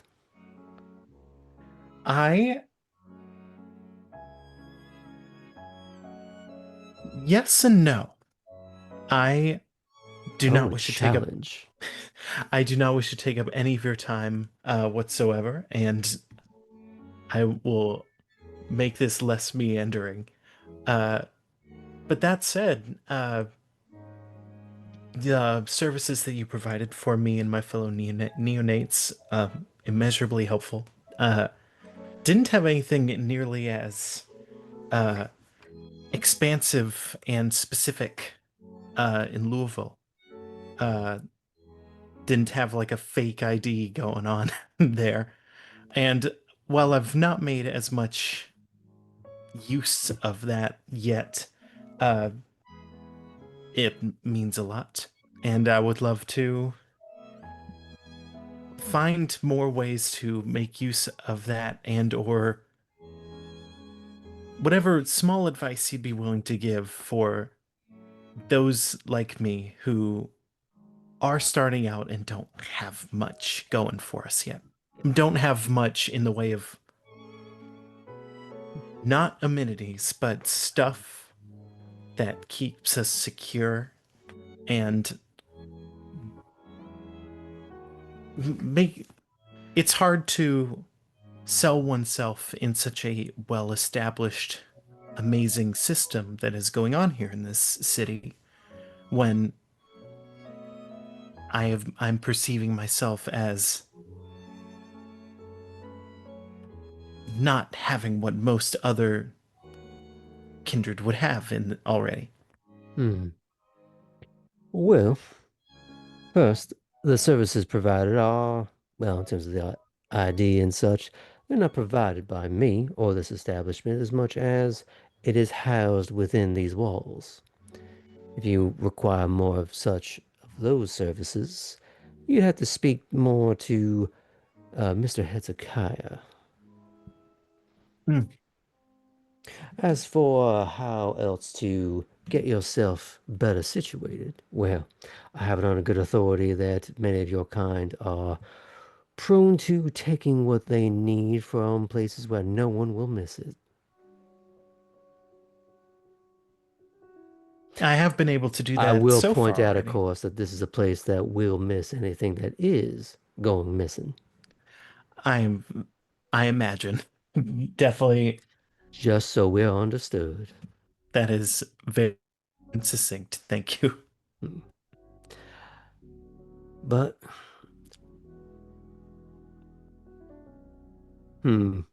now, a fact that gets often forgotten about. There are practicalities of your kind that people don't realize.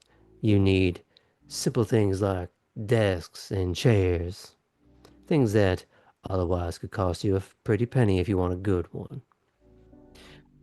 Pay attention to all the businesses that are, well, going out of business. Schools that are in between semesters getting rid of things from their dorms or old classrooms. A surprising amount of very nice chairs that they just leave lying outside. Things you can either acquire for yourself or sell for a very fine discount on one of those services. Thank you. That's an excellent idea. Just a thought, mind you.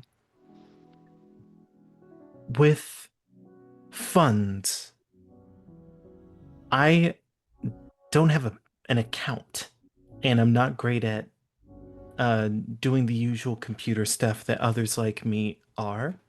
Uh, I'm acquainted with some So people. out of character, you do have some semblance of a bank account. Okay, great. That was part of everyone's setup is they got their government papers, their perfect government papers so that they can exist to an extent here. It's not in your name for the sake, or specifically for Tabby, it's not in your name. It is a name.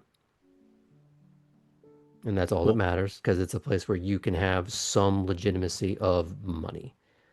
Great. Thank you for that clarification.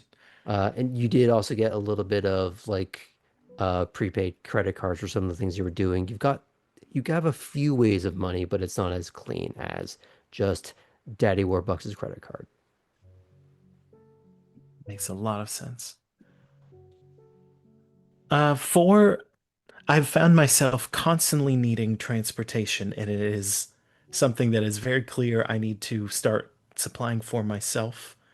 I know that the uh, junkyard that I've made some arrangements with before seems to be a good place to take vehicles. Is that a advisable place to obtain ones on the cheap? Eh, Possible, but I would say, what are you willing to pay for it? Do you have the money? Do you have something to trade? What stops you from simply stealing any other car? I'll give you a Uh, good reason why you shouldn't just steal a car and bring one here, however. People finding like a to have trackers in their car. You wouldn't want someone to report their car stolen and then ping and it's here for some strange reason. We don't need that kind of scrutiny. Especially not during the day. But just stealing a car to get around town, well, that doesn't affect this establishment now, does it?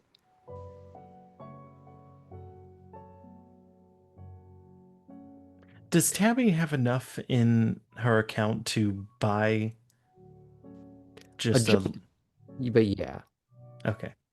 She'd probably need to make some more income after that point or around that point, but there's other ways of going about it. You could steal a car and have it appropriately expunged of all tracking, but that's a whole effort and a process, which may cost you a little bit more.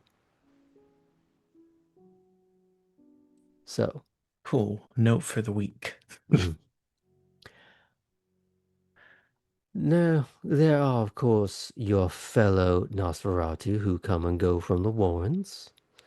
I would look into a bit of carpooling, organize ahead of time. There is, of course, the, well, peculiar driver that we all find so very handy. I've actually gotten helped by him once before.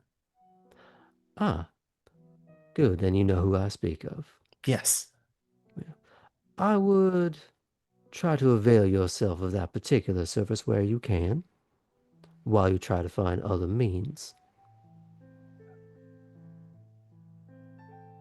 I've had it under good authority that he is quite discreet.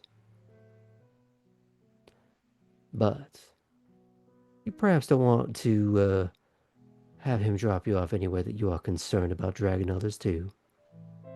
One of your worn entrances, for example. For sure. Now, is there anything else I can help you with? No, thank you so much, sir. Looking for Hezekiah, though. He said he was up. Yeah, sorry. He told me where it was. Thank you, sir. Okay. We're going to start bouncing around just a little bit. We're going to go return to Kate. I need to go find Innsbruck. Indeed. You're going to hunt around a little bit in the main lobby, or sorry, the main hall. You do see Innsbruck. You do see a woman with shockingly red hair standing next to him. And there is someone with this glorious mane of messy hair, of just perfectly coiffed chaos, with glasses and an ascot. That there is a terse conversation. You can't hear anything, but you know when you can almost smell ozone?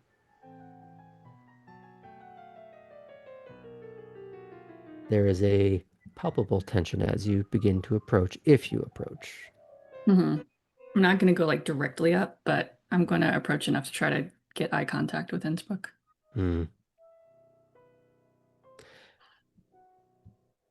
She steps around to be in front of Innsbruck while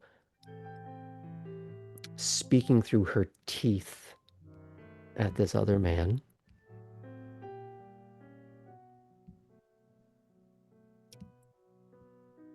And she does it in such a way that it's just that half step between, or rather, stepping in when Innsbruck is a half step from stepping in. And she's prevented that proximity.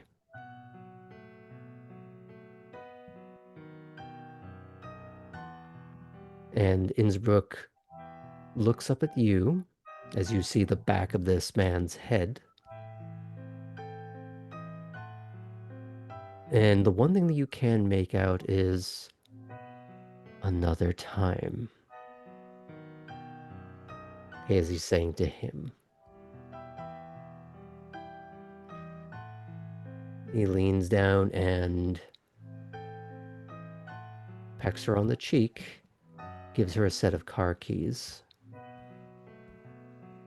I'll see you later. And as he starts to meander around the other man, he goes, I better not see you.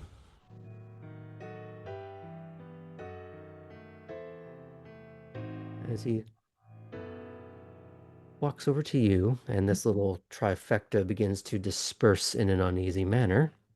Poppy, I found your new friend.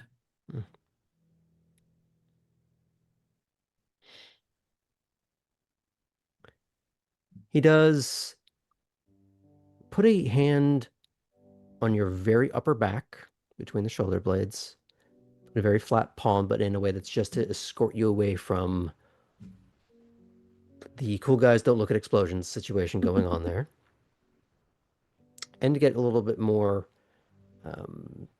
semblance of privacy. Friend of yours? What can I do for you tonight, Fulton? I owe you an answer. That you do. I appreciate the chance to learn, but I'm going to have to pass on this opportunity. I figured that would be the case, but I appreciate you taking a moment to think and giving me a clear answer. What I do is not for everyone. But it's important work, and I'm glad to understand it a little bit better. That is typically the point of all this job shadowing, is so that you have a grander appreciation for how all the cogs in the machine work, whether or not you join that specific cog. Hopefully you find your place. To that end, it's good of you to eliminate possibilities. I hope you don't eliminate all of them. Do you have any ideas on where you'd like to go? I'd like to reach out to Rudlow, maybe even Redgrave. What I will say is I do overlap with them, so be prepared for the fact that some semblance of what I do will be creeping into their world as well. It's unavoidable. I imagine you touch a lot more than my... Oh, my brain has stopped the words. They might be apparent at first glance. Well, I'll speak for Redgrave's situation because it's the most interesting. People forget that death happens everywhere, through happenstance, misadventure, choice. Sometimes people like to reenact loathing or leaving Las Vegas.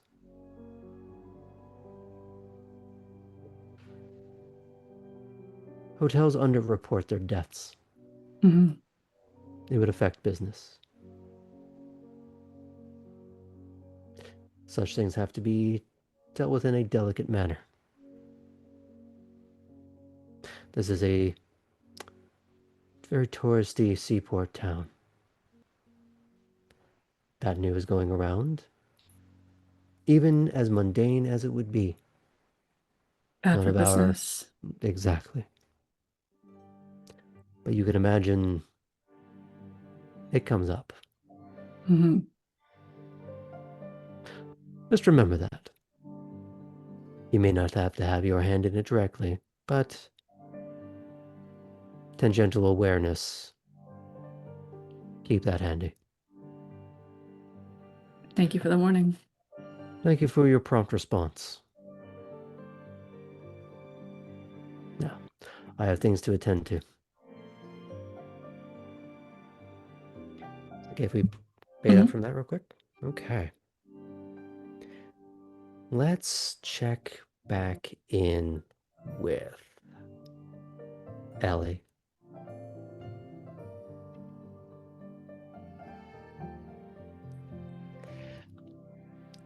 Now, I'm going to let you decide exactly where on the grounds you're going. Are you just sort of staying in the gazebo dock area? Are you trying to find more secluded in the wilderness? Are you looking to hang out more in the parking lots like a couple of loitering teenagers? You want to go for a midnight swim?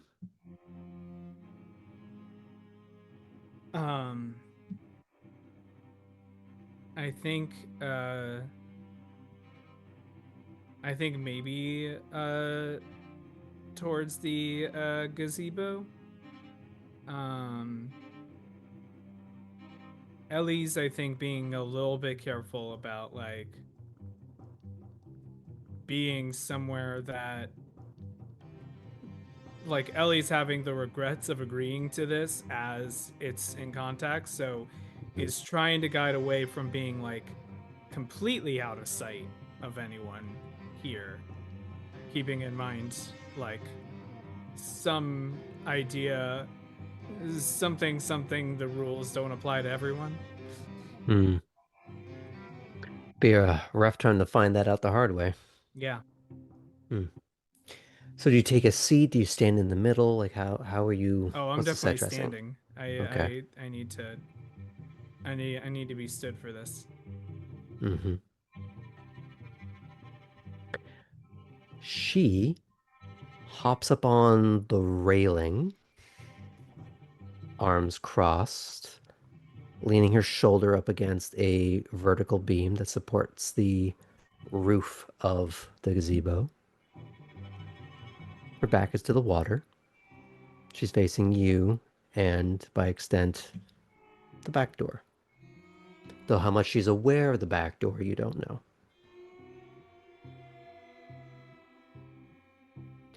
So what happened tonight to put you in such a bitchy mood?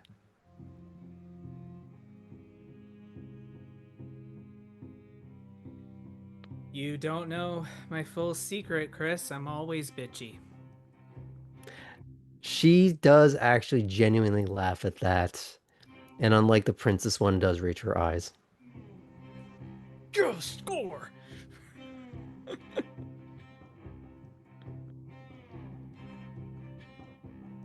Do you do that, or is that just No, Smuggles? that's Smuggles. Okay. Smuggles did that. Just checking.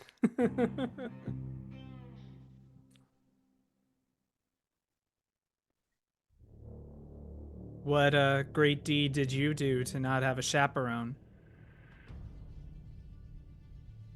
What do you think you know about all that? I know you usually have someone who's around watching you. Why do you think that is?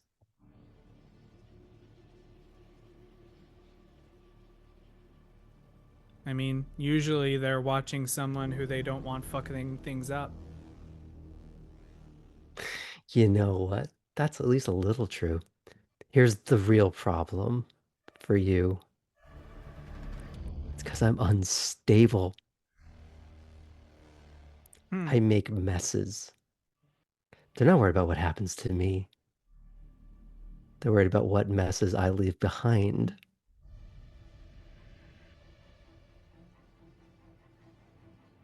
Are you worried about the messes you leave behind at all?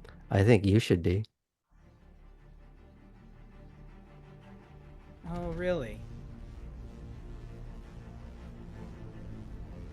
You put on a really brave face being in front of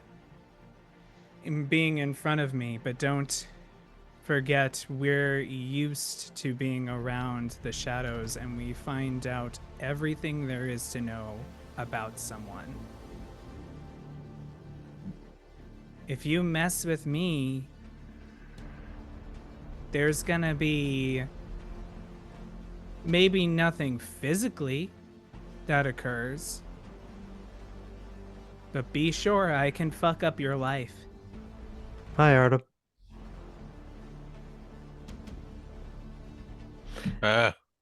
No, you're not actually there. This was to see what Ellie does. Can I do like... Can I do a read to see if she's messing with me? Yeah. Great. It would be perception, empathy. All right, well. Hey, guess what I have no doubts in? Perception. Yeah, that's the one. Mm-hmm. So you have no dots in that? I have 0 dots in empathy. Okay, so it's at a higher difficulty. Yeah. I'm going to use a willpower. Mm-hmm. If there's anything I don't want, it's a botch on this. So this is 7.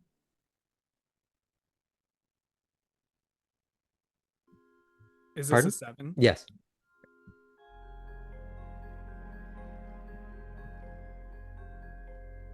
With the willpower, it's 2 successes. She got 3.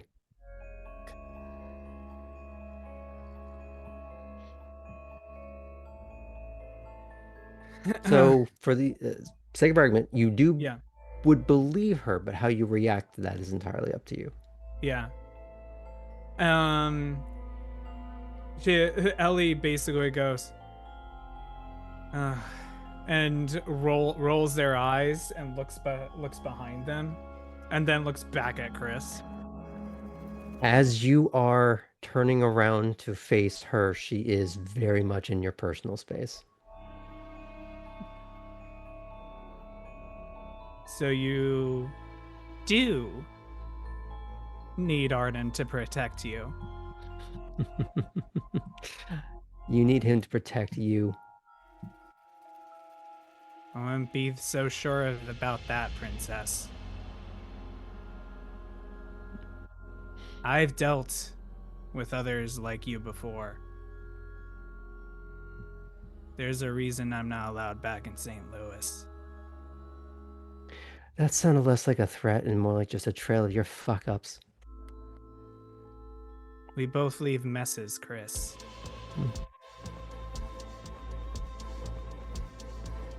So I recommend you stay out of my way. I'm going to roll something.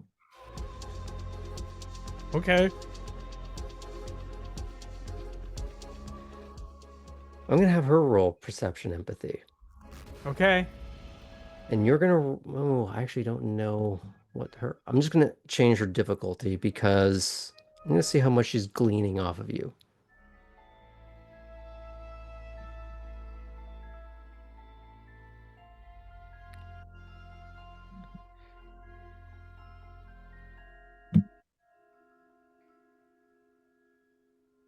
She rolled a fair amount of successes. Only one of which was destroyed by a 1. So I'm not going to ask you for every intimate detail, Sam, but how much of that was bravado? How much of that was you trying to use a truth but twisted in a convenient way? So how much of it was just bullshit? A fair amount of it was twisting the truth. There's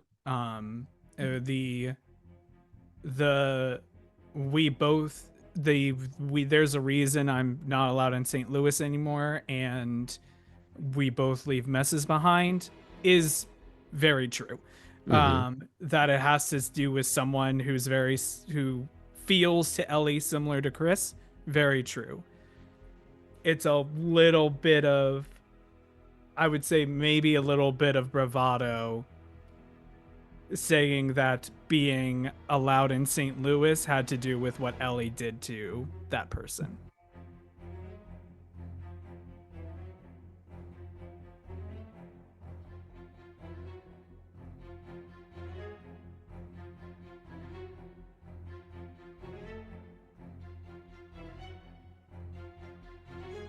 She's going to blink back for just a moment.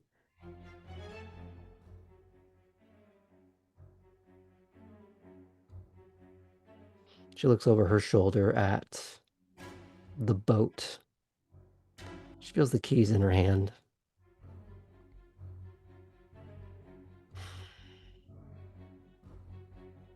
She looks at Ellie, and there's still that royal behind the eyes. But the tempest is being contained a little bit. I'm going to have you roll perception empathy again. I won't change the difficulty. Actually, I'll lower it to a 6 because you're paying him a little more attention, I'm assuming. Okay.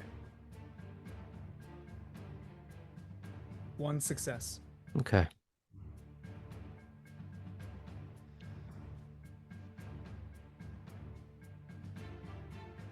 She read something in your presented bravado that resonated.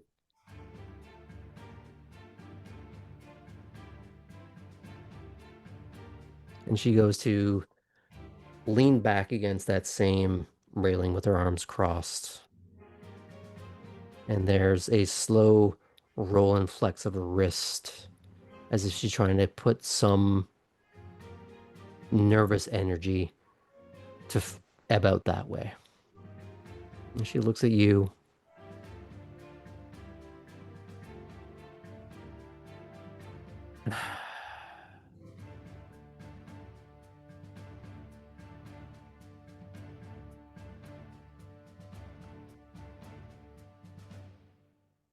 Aren't you tired of being an asshole like me?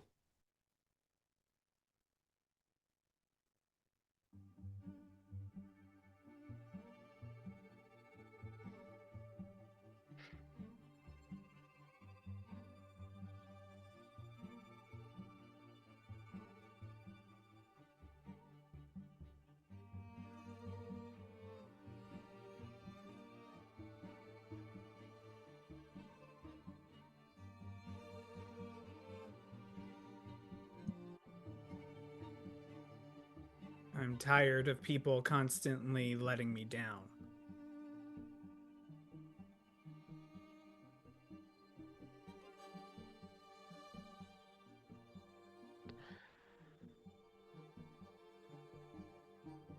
So who let you down tonight?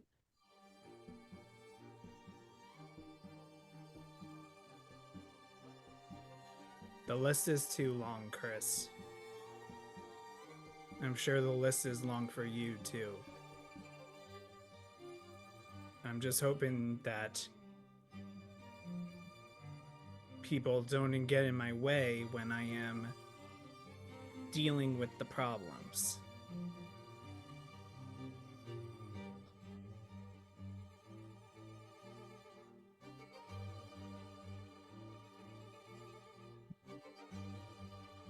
She does start to walk past you a moment, and she stops.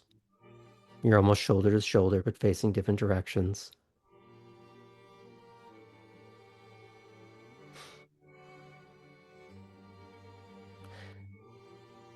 Ellie, we are the problem. And she starts to walk away. Before she does, Ellie goes, "But I don't have anyone left to disappoint."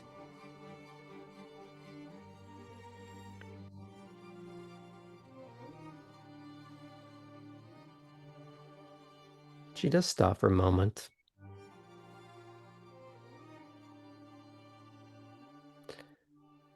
Tabby doesn't count.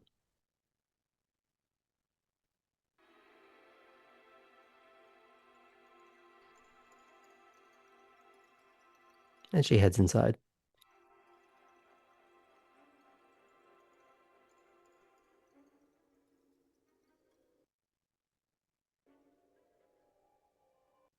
Ellie looks out to the water and then looks at that boat that Chris was staring at with the keys.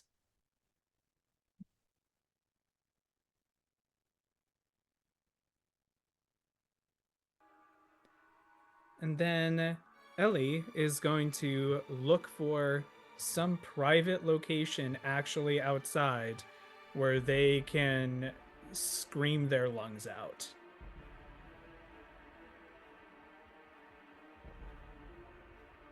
It's going to be a bit of a walk for you to find that, but yeah, you can do that. Got time.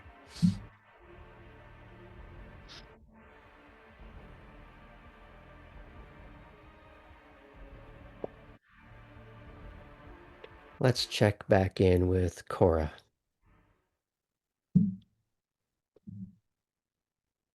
Everyone hears a distant scream, but don't mind it.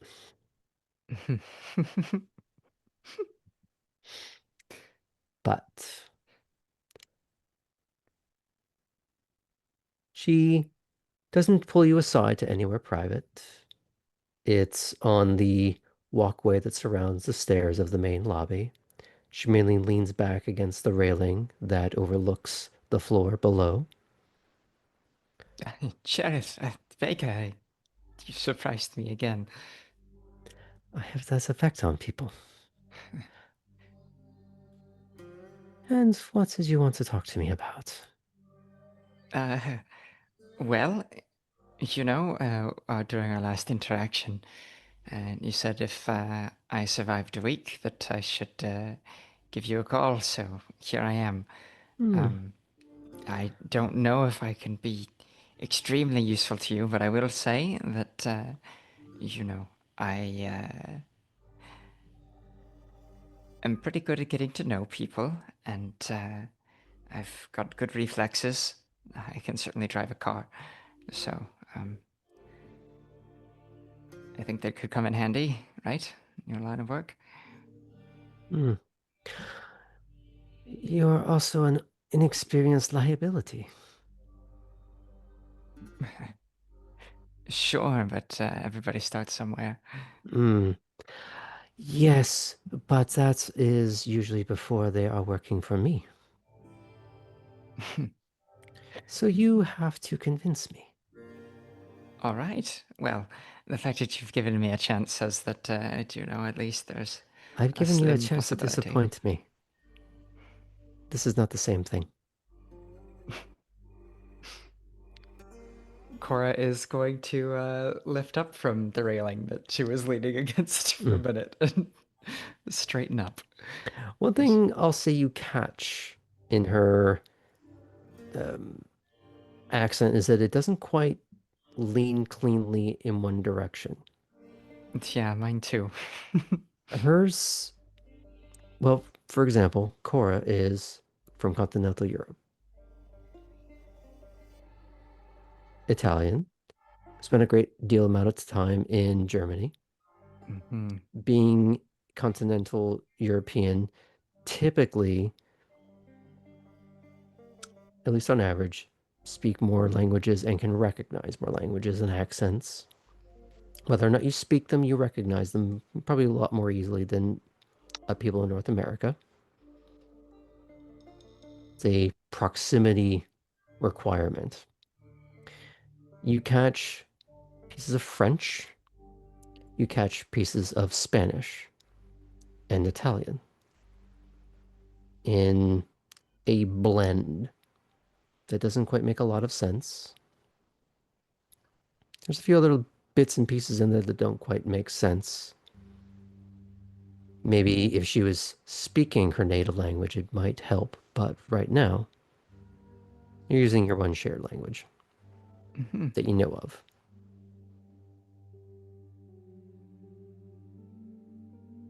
Your accent bounds about a little bit, sort of like mine, but probably different places. A lot of Romance languages, I think.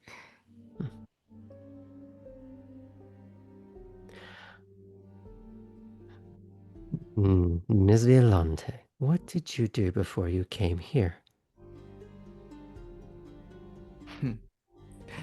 It's mostly just lived in Frankfurt and tried to understand myself as kindred. But Before that? before that, I was a demonstration driver and other things.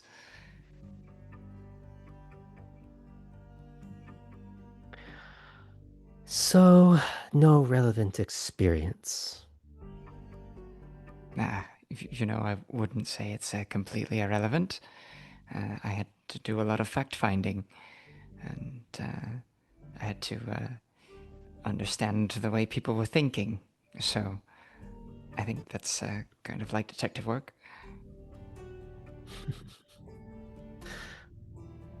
What is it you think I do? Well, probably a lot the same way that mortal police work, right? Just with additional Oh no, we're considerations. far more efficient.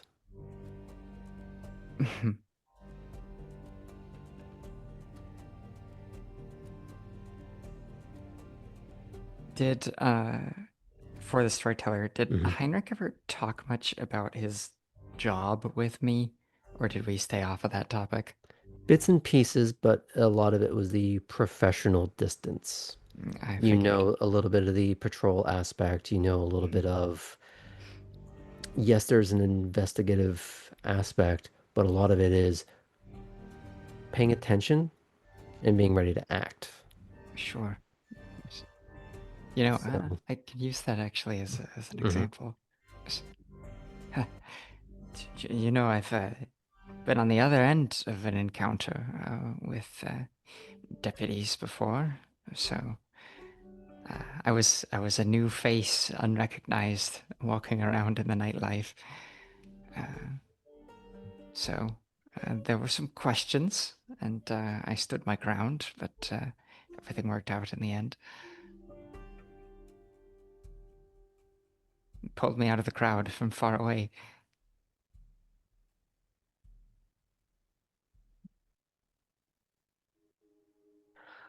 So, your relevant experience is some deputy doing his job. Yes, I guess so. Well, at least you are aware of what it is we do to some extent, but you're still laughably ignorant. Driving, oh, very good. A bit of pursuit driving has its uses. Getting away from things also.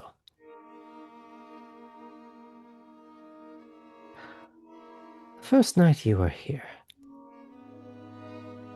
what did I do in front of all of you? You made an example of Max. Oh, was that his name? I imagine it still is if he got a headstone. I don't think Head is much involved at this point.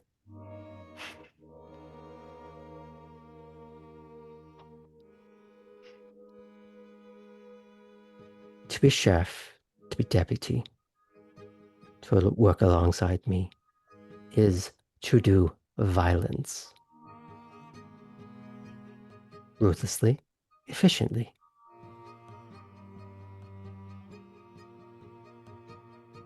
Do you think you're ready for that?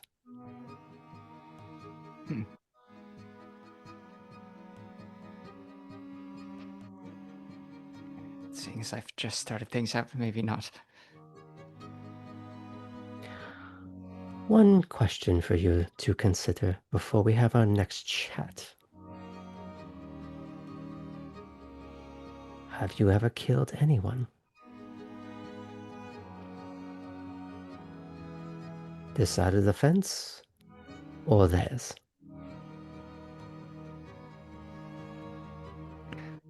And if you try to speak, she just puts her fingertip on your lips and goes, "You talk too much. So yeah, Think more." She did almost speak. So she says, "You think too much." Or you... Let me do that again. "You speak too much. Think more. Then talk to me. Until then, liability. I do not trust you. Not because I think you are unearnest. Too eager. Too young. Too ignorant.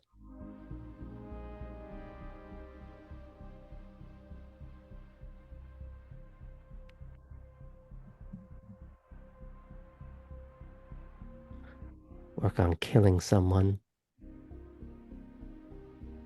Then we'll really have a talk."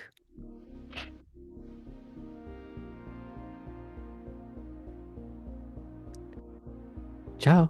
And she just walks away. Okay. New side quest. Find a way to murder someone. Can we fade out on Cora's HUD adding to itself? Yes. Okay. I'm going to check back in with Tara. Then we're going to finish off with Kate and Artem finally. Yes. The moment we've all been waiting for. So Tabby, You're heading upstairs just as the sheriff passes right by you, coolly, coldly, brusquely.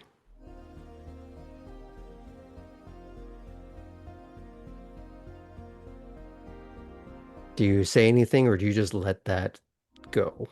Just felt the breeze of second death and we'll keep going. You find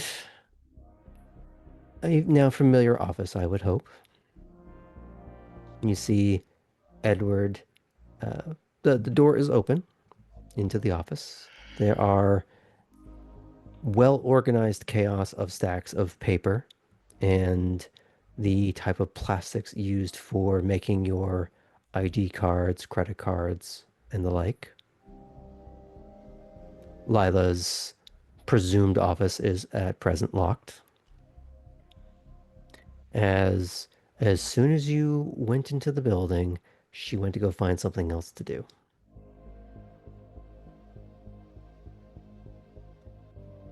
Now, he raises from behind the desk. He steps around.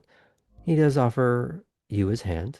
Ah, Ms. Morn, please have a seat. Thank you, sir. And he goes to sit behind the desk again. His suit jacket is hanging on a neat and pristine wooden hanger. He's otherwise in his dress shirt, no tie. Sleeves rolled up. Seems like he was here to do a bit of work, but look presentable while doing it. What can I do for you? I do not wish to take up much of your evening. The stuff that you've supplied me with to start out in this town, very wonderful and appreciated, and want to say thank you again. A much more stable start than I had in my hometown. We do try. I very much understand that this type of information is not free, and to have kind of open journalistic questions about you and what you do for us is not exactly welcome at all times for anyone, but I'm curious as to how you ended up with this position. And the same way anyone rises to any position of notoriety, being good at their job.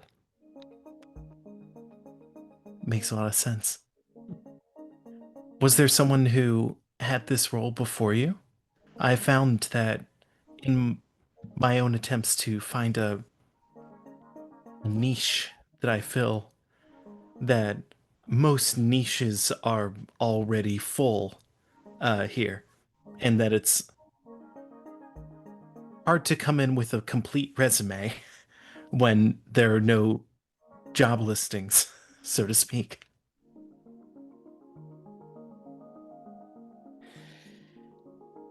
Okay, we're going to cut to the chase. I'm assuming Lila and or Fitz has made you aware of at least a few things that's impending. Yes? He means the heist. Oh, then yes.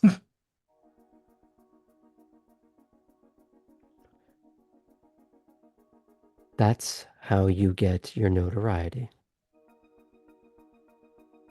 Heard. Excellent. Now, you have to understand something. Involving you in such things is potential sign of trust, but also seeing whether or not you have a skill set or if you have the mentality to be taught one. You have the motivation and the need, clearly.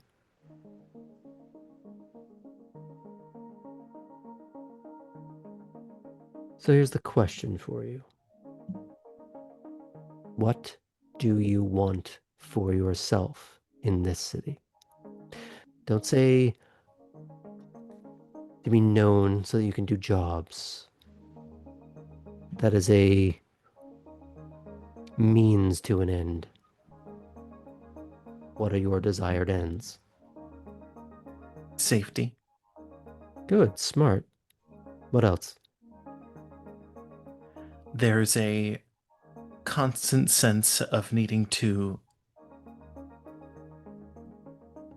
justify myself in the That search. never goes away. Makes sense. A sense of being able to answer when asked what I can offer. I have my own opinions of how to answer those. They're usually shot down with "we have people for that." Mm-hmm. So I guess that falls back under safety and security again. A place. That's what I want. A niche.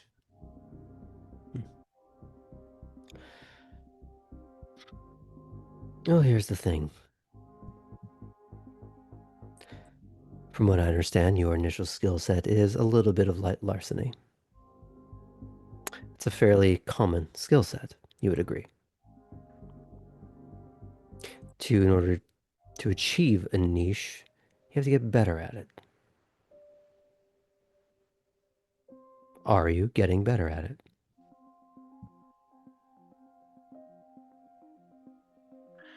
I am getting better at aspects of it. I have not been breaking into homes since I've gotten here, and certainly not havens.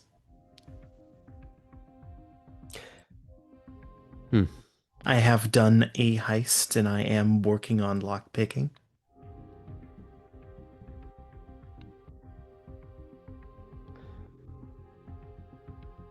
And? There's been success. There enough to where I'm at least thought after for this upcoming heist. It is hard to... It has not seemed fit to justify practicing larceny when no one else is searching for stuff. How do you know no one is searching? Through me, meaning. I, of course, could try wandering around, breaking into stuff. Certainly probably fair to try in a small scale with the non-kindred, the kine. There we go. Thank you. But certainly not against other kindred. Because so what stops you from just going out into the night and trying?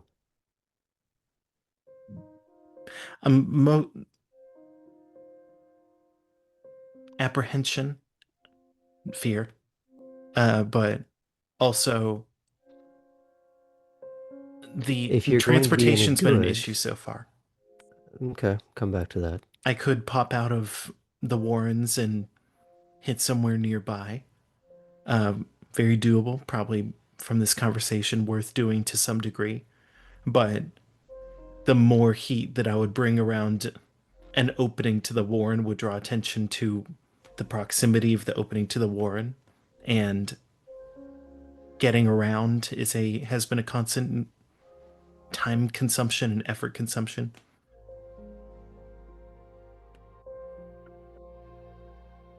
Well,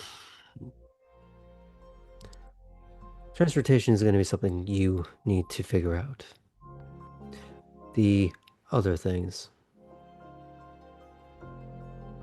you're going to have to get over your anxieties. For two reasons. One, you'll never get anywhere if you don't. The only way to do that is by simply doing. Accept the fact they are most likely going to fail. But if you don't attempt anything, you'll never succeed.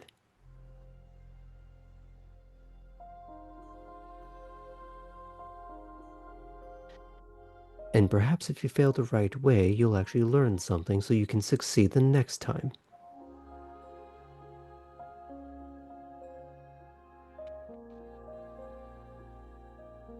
And if you can't get over this little performance anxiety, why should I or anyone else involve you in any job? There's a risk in even telling you that there is one.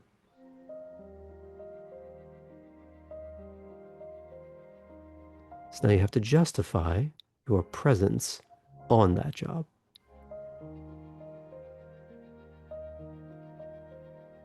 So what's your next steps after you leave here? Tomorrow or as soon as possible, I'm going to get that transportation since it clearly would solve several of these issues. I'm just going to keep working on the skills that I've got and talk less about my anxieties.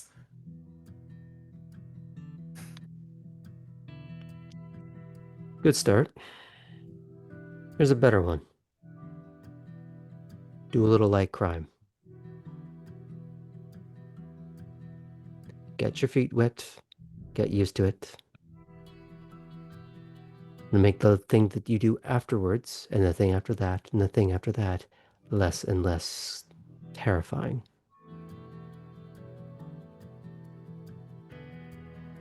You'll never get anywhere if you're not trying to work that muscle. Thank you.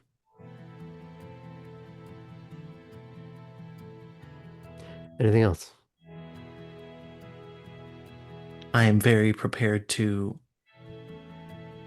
give my all for and succeed on this upcoming heist.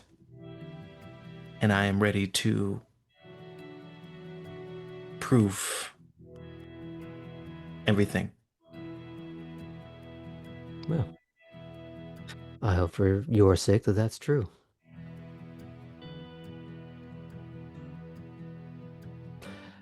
Not to rush you out, I do have a few things I have to get to before I'm out of here for the night. She'll stand. Thank you, sir. Ms. Moore. And she will turn to go. Okay. Can we fade out on that? Absolutely. Great.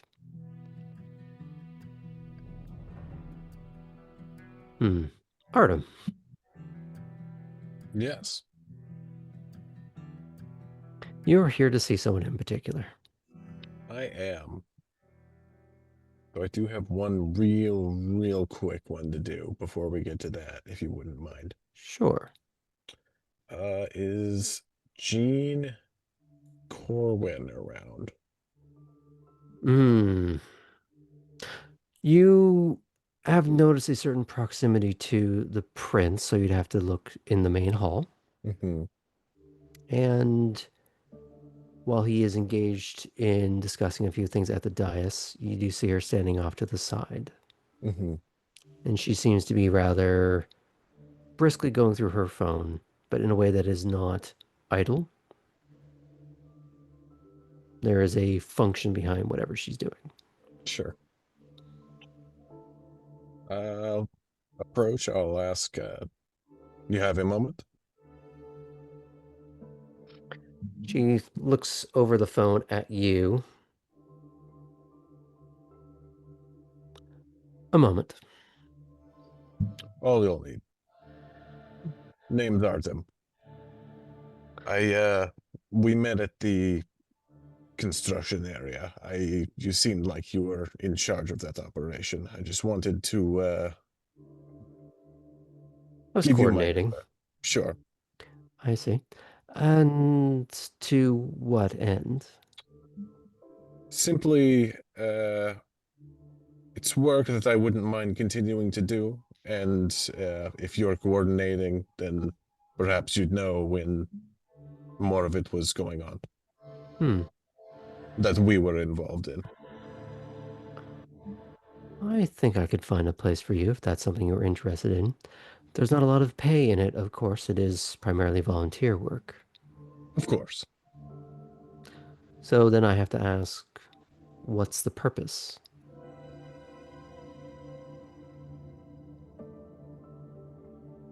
It's not a bad way to expand the skill set that I already have. And, well,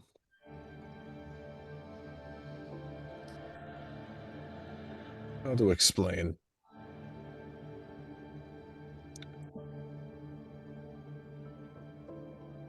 We're all sort of in charge of our stock, as it were. I'd like to do my part to maintain our community.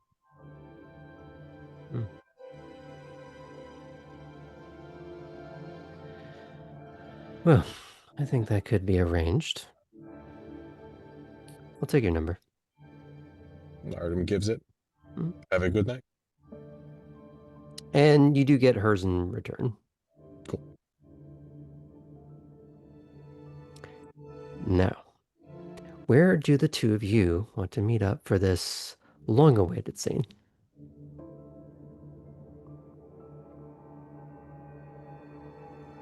Artem will text. Gazebo? Me either. It's the return of the gazebos. Gazebozos.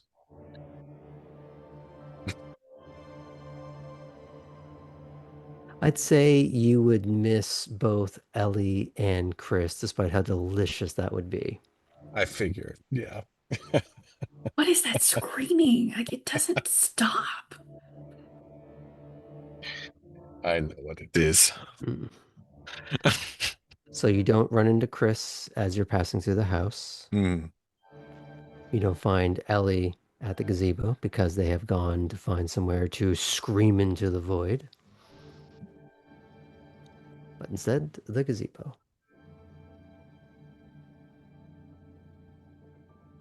I see Kate would get there first.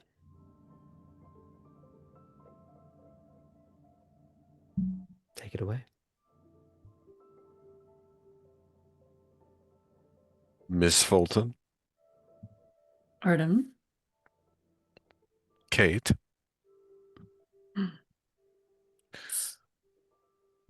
Wanted to apologize for my snatching of your phone. I did not realize I was going to see anything important when I did that.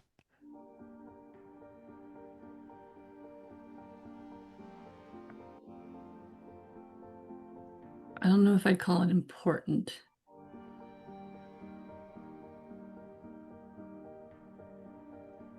Can I ask which job?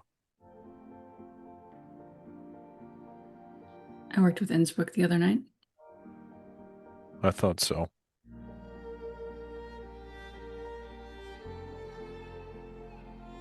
And it didn't go well.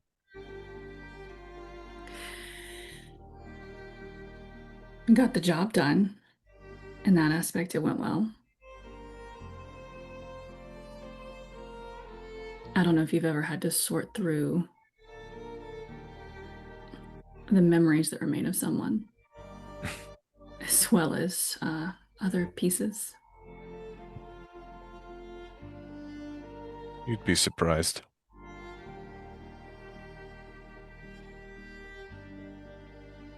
It's not always some illicit,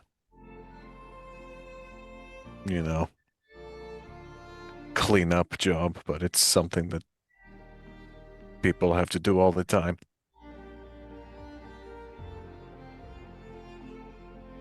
No, I understand the benefit of it. It's not something I could do every night.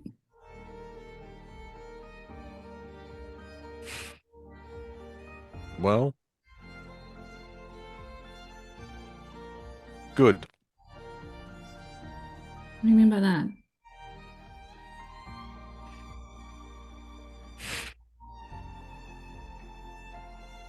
Makes you seem more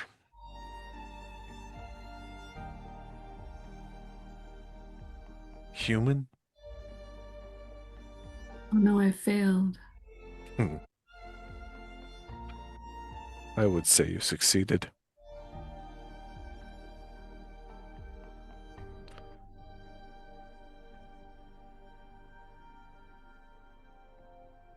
What have you been up to tonight?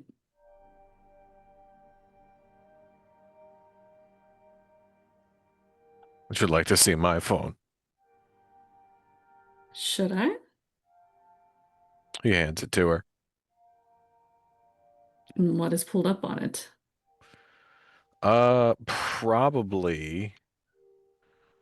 Honestly, probably the one to you, but the one right above is to Chris, and it says mission failed successfully. Can I ask what the mission was?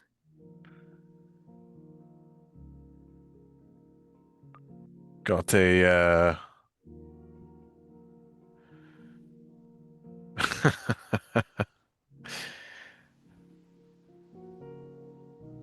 had sort of a pushy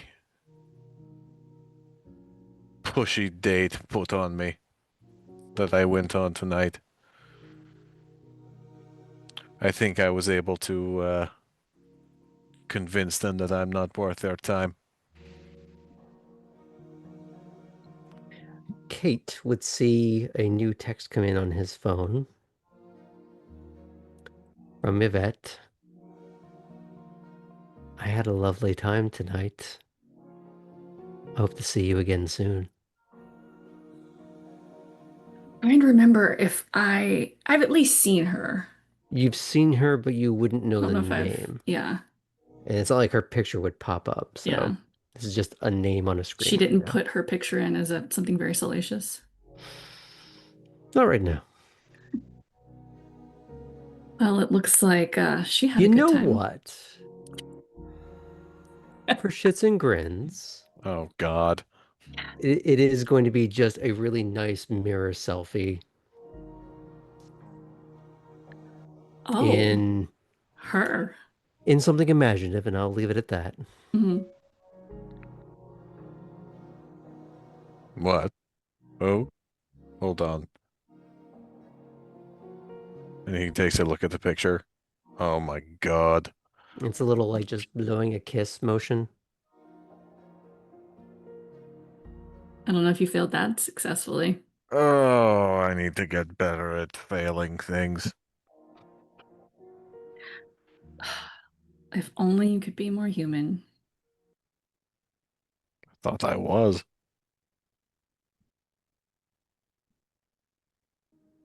She's not your type?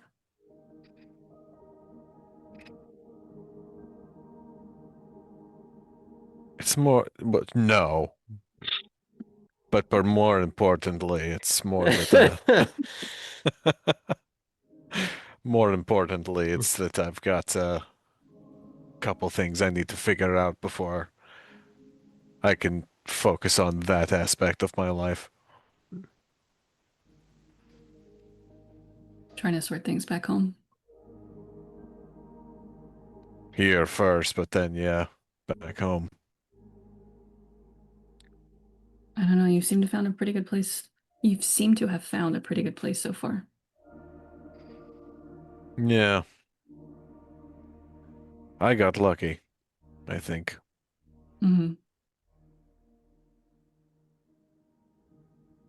I'm hoping other people I know did too. Haven't gotten anything so far. It's not easy finding people the way that they need to be found.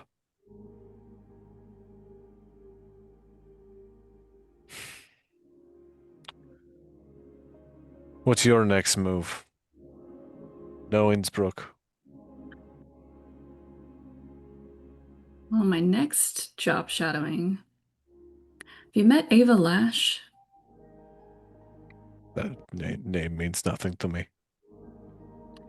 Have you seen the one that likes to walk around in the really tight legs? Probably, yeah. Her. Oh.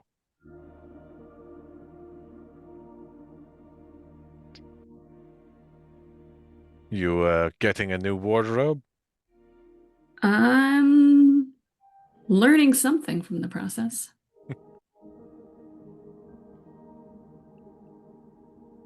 I'm sure Chris would appreciate a picture. I'll just send her one. She would lose her mind. You did that. Well, now I have to. Speaking of which, who's holding the phone right now? I gave it back to Artem. Hey, I'll take it back. You do actually get a message from Chris directly to Artem, no group chat. Hmm. And it just says ...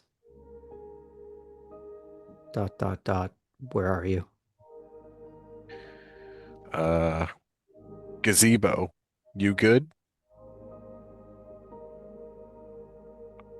And then next message, I'm not alone, but I can be.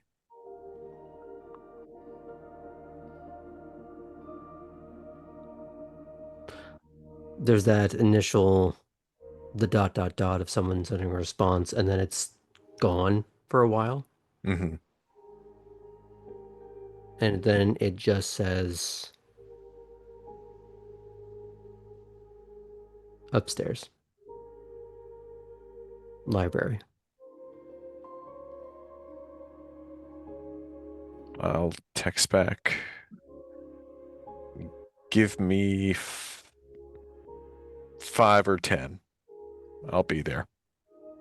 So just above the table, this is not to hurry your scene along. This is a way for you to find your natural exit when you feel like it. Yeah.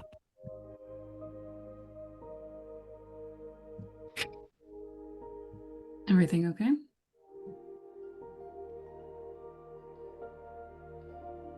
Yeah, she we split off for the night. I think she wants to know how it went.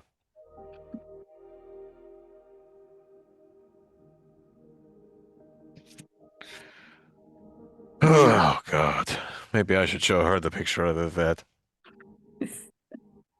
Or maybe I should delete it and pretend it never happened.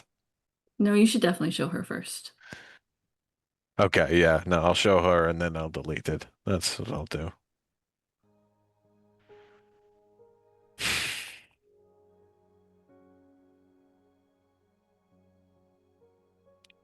Who were you before you came here, Kate? In DC? I guess, yeah. The child of the Vendru Prince of DC. Interning, hardly even stopping to eat. Learning as much as I could.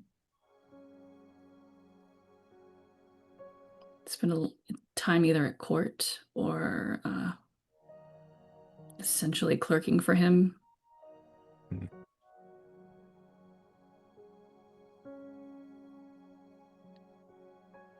And then I came here. No connections. No job. I'm having to figure it all out.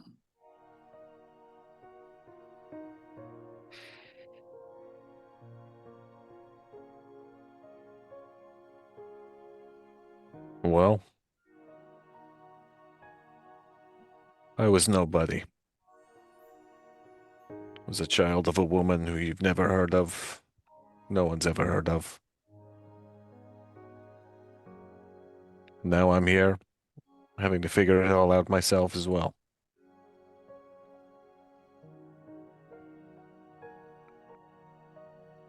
You want to do a little bit of that together?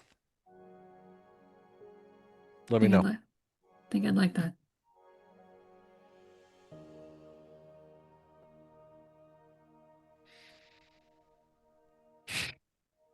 All right. I'm gonna go show Chris this fucking picture. I bet I can hear her laughter from here. Can probably, well, no, I should do this alone, but I'll let you know how it goes. Have a good night, Artem. You as well.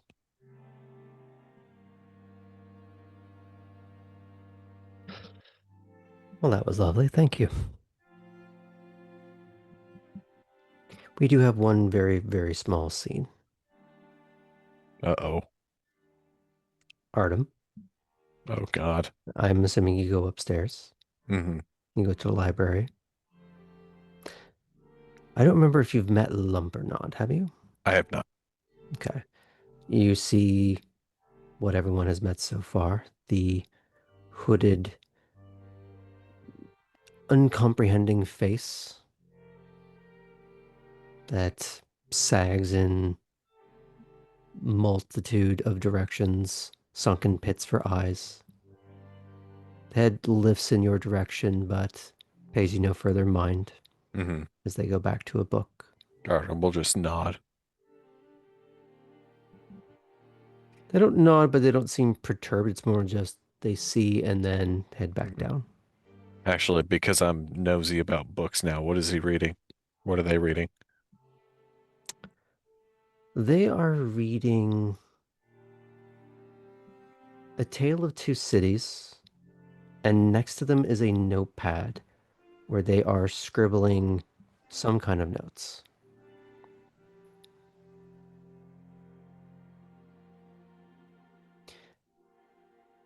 And as you go through the library, presumably looking for her, correct? Mm-hmm.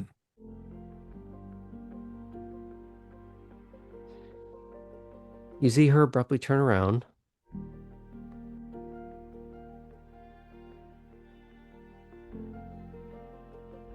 and her face just falls.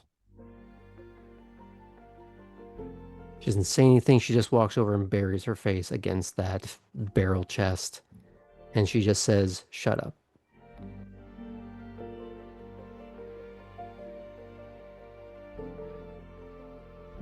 Artem will just, if she allows it, give her the embrace. And he won't say a word. You may want to use a different word when talking about hugging in this game about vampires. That is a good point. But on that note, we're going to fade out. We're going to do our little round of chats, little afterthoughts.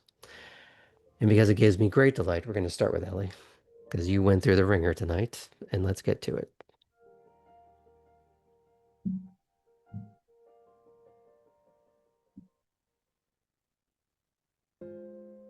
Ellie started the night really confident and going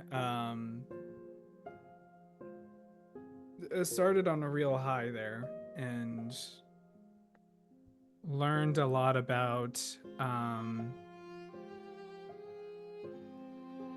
needing the other stuff that they need to do to continue growing and getting better. And it's very strange and disheartening to them how much it feels like they're living in a bit of a loop where they are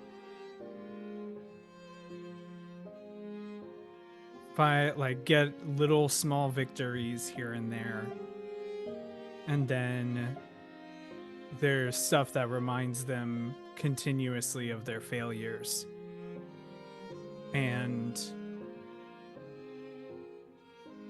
it's going to be Ellie's choice in the end whether they break that cycle or if they need to start looking into another city.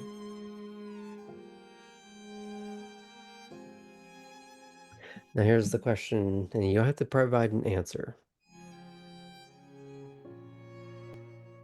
How much did Chris's presumed de-escalation, while you may not know why, how much did that affect Ellie's feelings on the situation?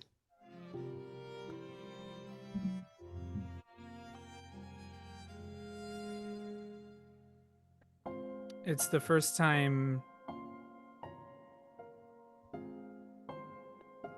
Ellie's been called out in a way that feels like someone is showing a bit of kindred spirit in that way. So it definitely took them back, which is why it took them a while to respond with something quippy from someone who so far has done almost nothing except piss Ellie off.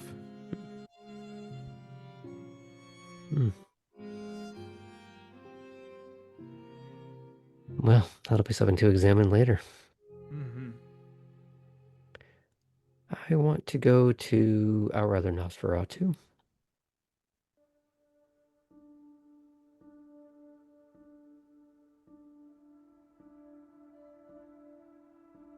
Tabby is happy that there have been a few more interactions where she's not said the wrong thing, has been able to schedule appointments, have those appointments with higher up vampires not immediately go negatively. Has some courses of action of finding transportation, preparing for the heist, and feels humorously encouraged to just go do crime.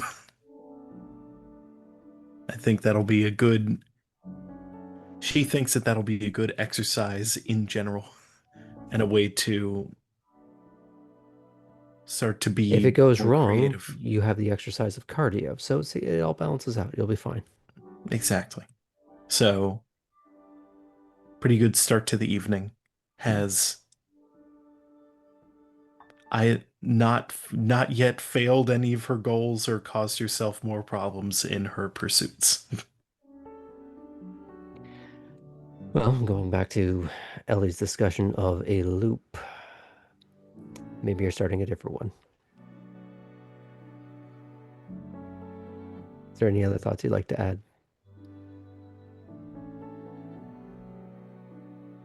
No. Okay. Fulton. After Artem leaves, Kate is going to very tightly grip the edge of the gazebo with her eyes closed. And as she opens her eyes, she lets out a very deep breath, lets go of the edge, and a plate falls. And that is how I'm going to summarize it tonight. I want you to write down for yourself for the means of potentially reclaiming willpower at a later date.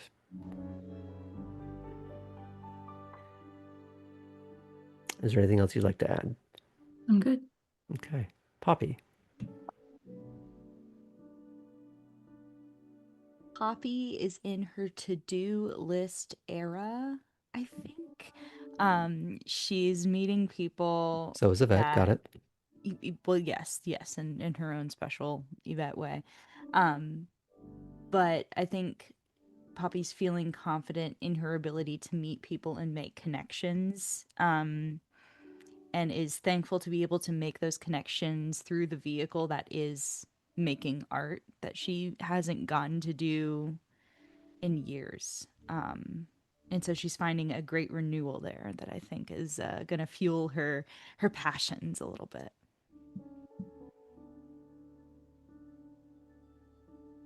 Anything else you would like to add about how she's doing tonight? How she's feeling about conversations? Who she talked to? I mean, I think she fumbled the ball briefly, but then got back up with Tylene and was very thankful for whatever moment of vulnerability that she gave that had Tylene at least feeling some sort of sympathy or empathy with her. And I think she's really proud of how she's developing a relationship with Clarice as well, and that Clarice feels comfortable enough to bring her to court and introduce her to people and let her do it on her own. Like there's something very like a puppet with is no, she doesn't feel like a puppet anymore, basically, in this evening at least. She gets to move her own strings and stuff, so. But potentially getting herself tangled in them. But the difference is by her own decisions. Right. Is there nothing else? Thank you. Cora. That conversation probably didn't go the way Cora hoped for. No, not at all. In fact, I think Cora will send a message to the group that says, well, I did not kill in that interview. Time to reprofessionalize. Too much time off, I think.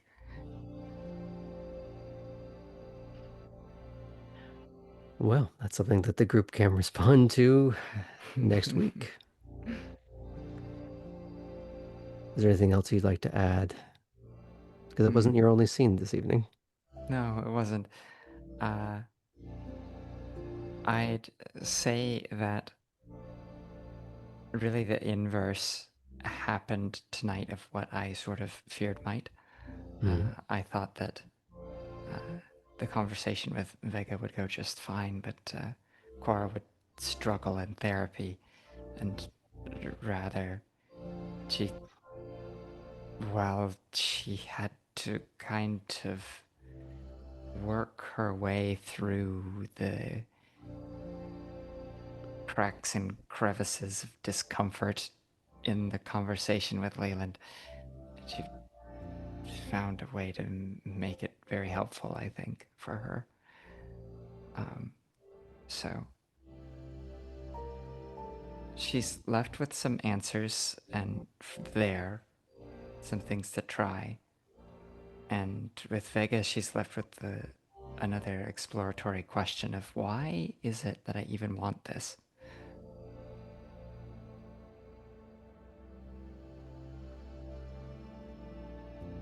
Well, that's a question she's going to have to answer at some point.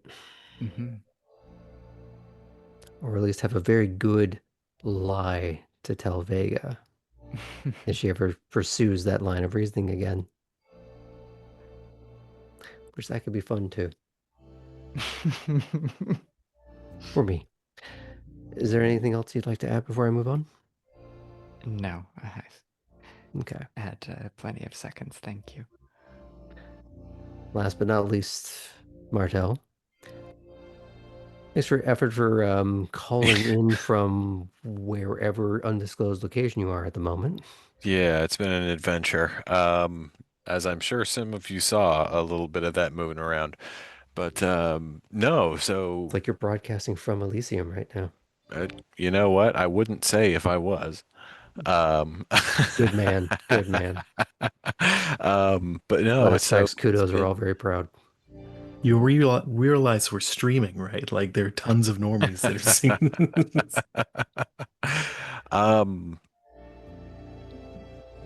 The date was nice. He doesn't want to go on another one, so he's gonna have to figure out how to let her down easy in a way that's not gonna turn her into an enemy, because I feel like that's something that could happen. He feels very much like a Camarilla kindred right now. Just the stuff with Julius, the stuff with Atherton. It's just starting to fit in a little bit more, He's learning some things. To a culture that is completely foreign to him, right? Like this is not something that he has ever been prepared for. Not entirely. Well, yes, but a little very different scope. different scope, and we can get into that later. But Mhm. at least in this context, very foreign to him. Mhm. And also hasn't flexed those muscles in a long time. I think the talk with Kate went well, and I think the idea that Chris is willing to show that kind of vulnerability to him is also a good sign. Chris also, just not to talk about myself, Chris really surprised me today. It was pretty much what I was expecting up to a point, and then it was like, whoa, who is this person? Do I know them? Do I really know them as well as I think I do? Mhm. I appreciated that. I think knows? Chris deserves a willpower for that. I think she does too. She does. I didn't tear someone's head off in Elysium. Go me. Here's my gold star. Although she did it with intense self-loathing still, so I mean, who knows? Hey, baby steps. One thing at a time, She Cora. also rolls high all the time, so she doesn't need the guaranteed success. She doesn't need to roll high. Everyone rolls low around her. It's the Chris curse. The curse. Instead of kiss curse, it's Chris curse. Mm. Is there anything else you'd like to add? Fair enough. Well, thank you all for joining us.